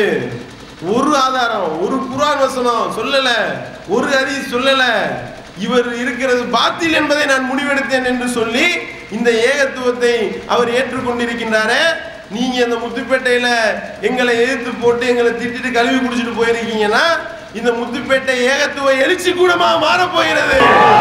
அப்படிப்பட்ட ஒரு நிகழ்வு தான் இப்படிப்பட்ட ஒரு நிகழ்வின் வாயிலாக நடக்க இருக்கின்றது. இந்த கூட்டம் நடத்துறதுக்கு எவ்வளவு தடை, எவ்வளவு பிரச்சனைகள். அதுல இறுதியாக ஒரு சில விஷயத்தை சொல்லி முடிக்கிறேன். இப்ப விவாத அறிவுகள் விடுறோம். விவாத அறிவுகள் விட்டா இப்ப என்ன சொல்லியிருக்காரு, பிஜே முஸ்லீமா காபிரான்னு தான் பேசணுமா, பிஜே முஸ்லீமா காபிரா என்று தான் பேச வேண்டும், ஏன்னா அவர் காபிரு அப்படின்றாரு. பிஜே காபிரா, அதனால பிஜே இடத்துல விவாதம் பண்ண மாட்டேன் என்று அந்தரப்பள்ளி அடிக்கிறாரு. ஆனா என்ன சொல்லியிருக்காரு பாருங்க, மேடை போட்டு நீங்க நானும் திட்டி பார்க்கலாம். நான் என்னைக்கா போட்டியில வந்தனா, சிபாபுல் முஸ்லிமி ஃபிஸ்குன் வ கைதாலுஹு குஃப்ருன், ஒரு மூமினை ஏசுவது மிக பெரும் குற்றம், அவனை கொலை செய்யும் மாபாதகம் குஃபுர் என்று நபிகள் நாயகம் ஸல்லல்லாஹு அலைஹி சொல்லி இருக்கிறாங்க. இன்னமும் உங்களை நாம மூமினாக நினைக்கிறோம். உண்மை எப்படி அல்லாஹ்வுக்கு வெளிச்சம், உண்மை எப்படி அல்லாஹ்வுக்கு வெளிச்சம். அண்ணே முஸ்லிம்களுடைய லிஸ்ட்ல கிடையாது. இன்னும் நம்ம மூமினாக தான் நினைக்கின்றோம் என்று சொல்லி வாக்குமூலம் கொடுக்கிறாரு. இப்ப என்னடான்னா பிஜே காபீர் என்று சொல்லி அந்தரப்பள்ளி. ஏன்னா அடுத்தடுத்த விவாதங்கள் மதுஹப் ஆபாசங்கள் குறித்து இருக்கின்றது. அந்த விவாதத்துல வந்தாருன்னா இவருடைய உண்மை முகம் தோலுரிக்கப்பட்டு மதுஹப் என்ற குப்பை கூடைக்கு போய் ஏகத்துவம் மலரும் இன்ஷா அல்லாஹ். அப்படிப்பட்ட ஒரு விஷயம் நடந்துவிடக் கூடாது என்று ஓடுறாரு. விடமாட்டோம். அவரை எப்படி சந்திக்கணுமோ அப்படிப்பட்ட ரீதியில சந்திப்போம். அதுக்காக தான் இந்த பதிலடி கூட்டமும். இந்த கூட்டத்தை தடுக்கிறதுக்கு எவ்வளவு கம்ப்ளைண்ட் எங்கே வளமையா நடக்கிற இடத்துல இப்போ என்னன்னா அது வேற ஆளுக்கு சொந்தமான இடம், அதுல நாங்க தரமாட்டோம். சரி ஓகே, அப்ப இடத்த மாத்தி இவருக்கு செருப்படி கொடுக்க வேண்டும் என்பதற்காக இங்க நடத்தினா அங்கே ஆறுன்னு கட்டாத, இங்க லைட்டு மாட்டாத, இங்க ஸ்டேஜ் போடாத என்று சொல்லி காவல்துறை விளையாட்டு காட்டுகின்றார்களே, குறித்து வைத்துக் கொள்ளுங்கள். என்னமோ குட்ட குனிகிறதுனால எல்லாம் பேயம் பைத்தியக்காரன் நினைச்சிடாதீங்க. இந்த ஏகத்துவ எழுச்சிக்காக உயிரையும் கொடுக்கக்கூடிய கூட்டம் இது. இந்த ஏகத்துவத்தை நிலைநாட்டுவதற்காக எந்த தியாகத்தையும் நாங்கள் செய்ய தயாராக இருக்கிறோம். அப்படிப்பட்ட ஒரு கூட்டத்தை சீண்டி பார்க்க வேண்டாம் என்று எச்சரிக்கை செய்யணும். ஏன் இந்த கூட்டம் என்ன நாங்க பண்ணோம், என்ன இந்த மாதிரியான தர்கால போய் முட்டிக்கிட்டு தாயத்தை கட்டிக்கிட்டு வசூல் பண்ணிக்கிட்டு வயிற்றை வளர்த்துக்கிட்டு பொம்பளை பொறுக்கித்தனம் பண்ணிக்கொண்டு மது அறிந்து கொண்டு ஈவ்டீசிங் பண்ணிக்கொண்டு ஒழுக்கக்கேடான வேலையை செய்து கொண்டு வட்டியை வாங்கிக்கிட்டு வரதட்சணையை வாங்கி அதுல கமிஷன் பார்த்து அதுல வைத்த பொழப்பு நடத்தி கொண்டிருக்கக்கூடிய மானங்கெட்ட வேலையை நாங்க பார்க்கல. இந்த ஏகத்துவத்தை நிலைநாட்டுவதற்காக இரத்த தான முகாம்கள் என்ன, இன்னும் மனிதநேய பணிகள் என்ன, இன்னும் சிறுவர் இல்லை என்ன, முதியோர் இல்லை என்ன, வந்து பாரு. இந்த ஏகத்துவத்தை நிலைநாட்டுவதற்காக இந்த ஜமாத்தை எடுத்து வைக்கக்கூடிய ஒவ்வொரு அடியும் எப்படிப்பட்ட அடி உதைகளை வாங்கி இந்த ஏகத்துவத்தை நிலைநாட்டி இந்த தூய இஸ்லாமிய மார்க்கத்தை மக்கள் மத்தியில் கொண்டு போய் சேர்த்திருக்கின்றோம் தெரியுமா?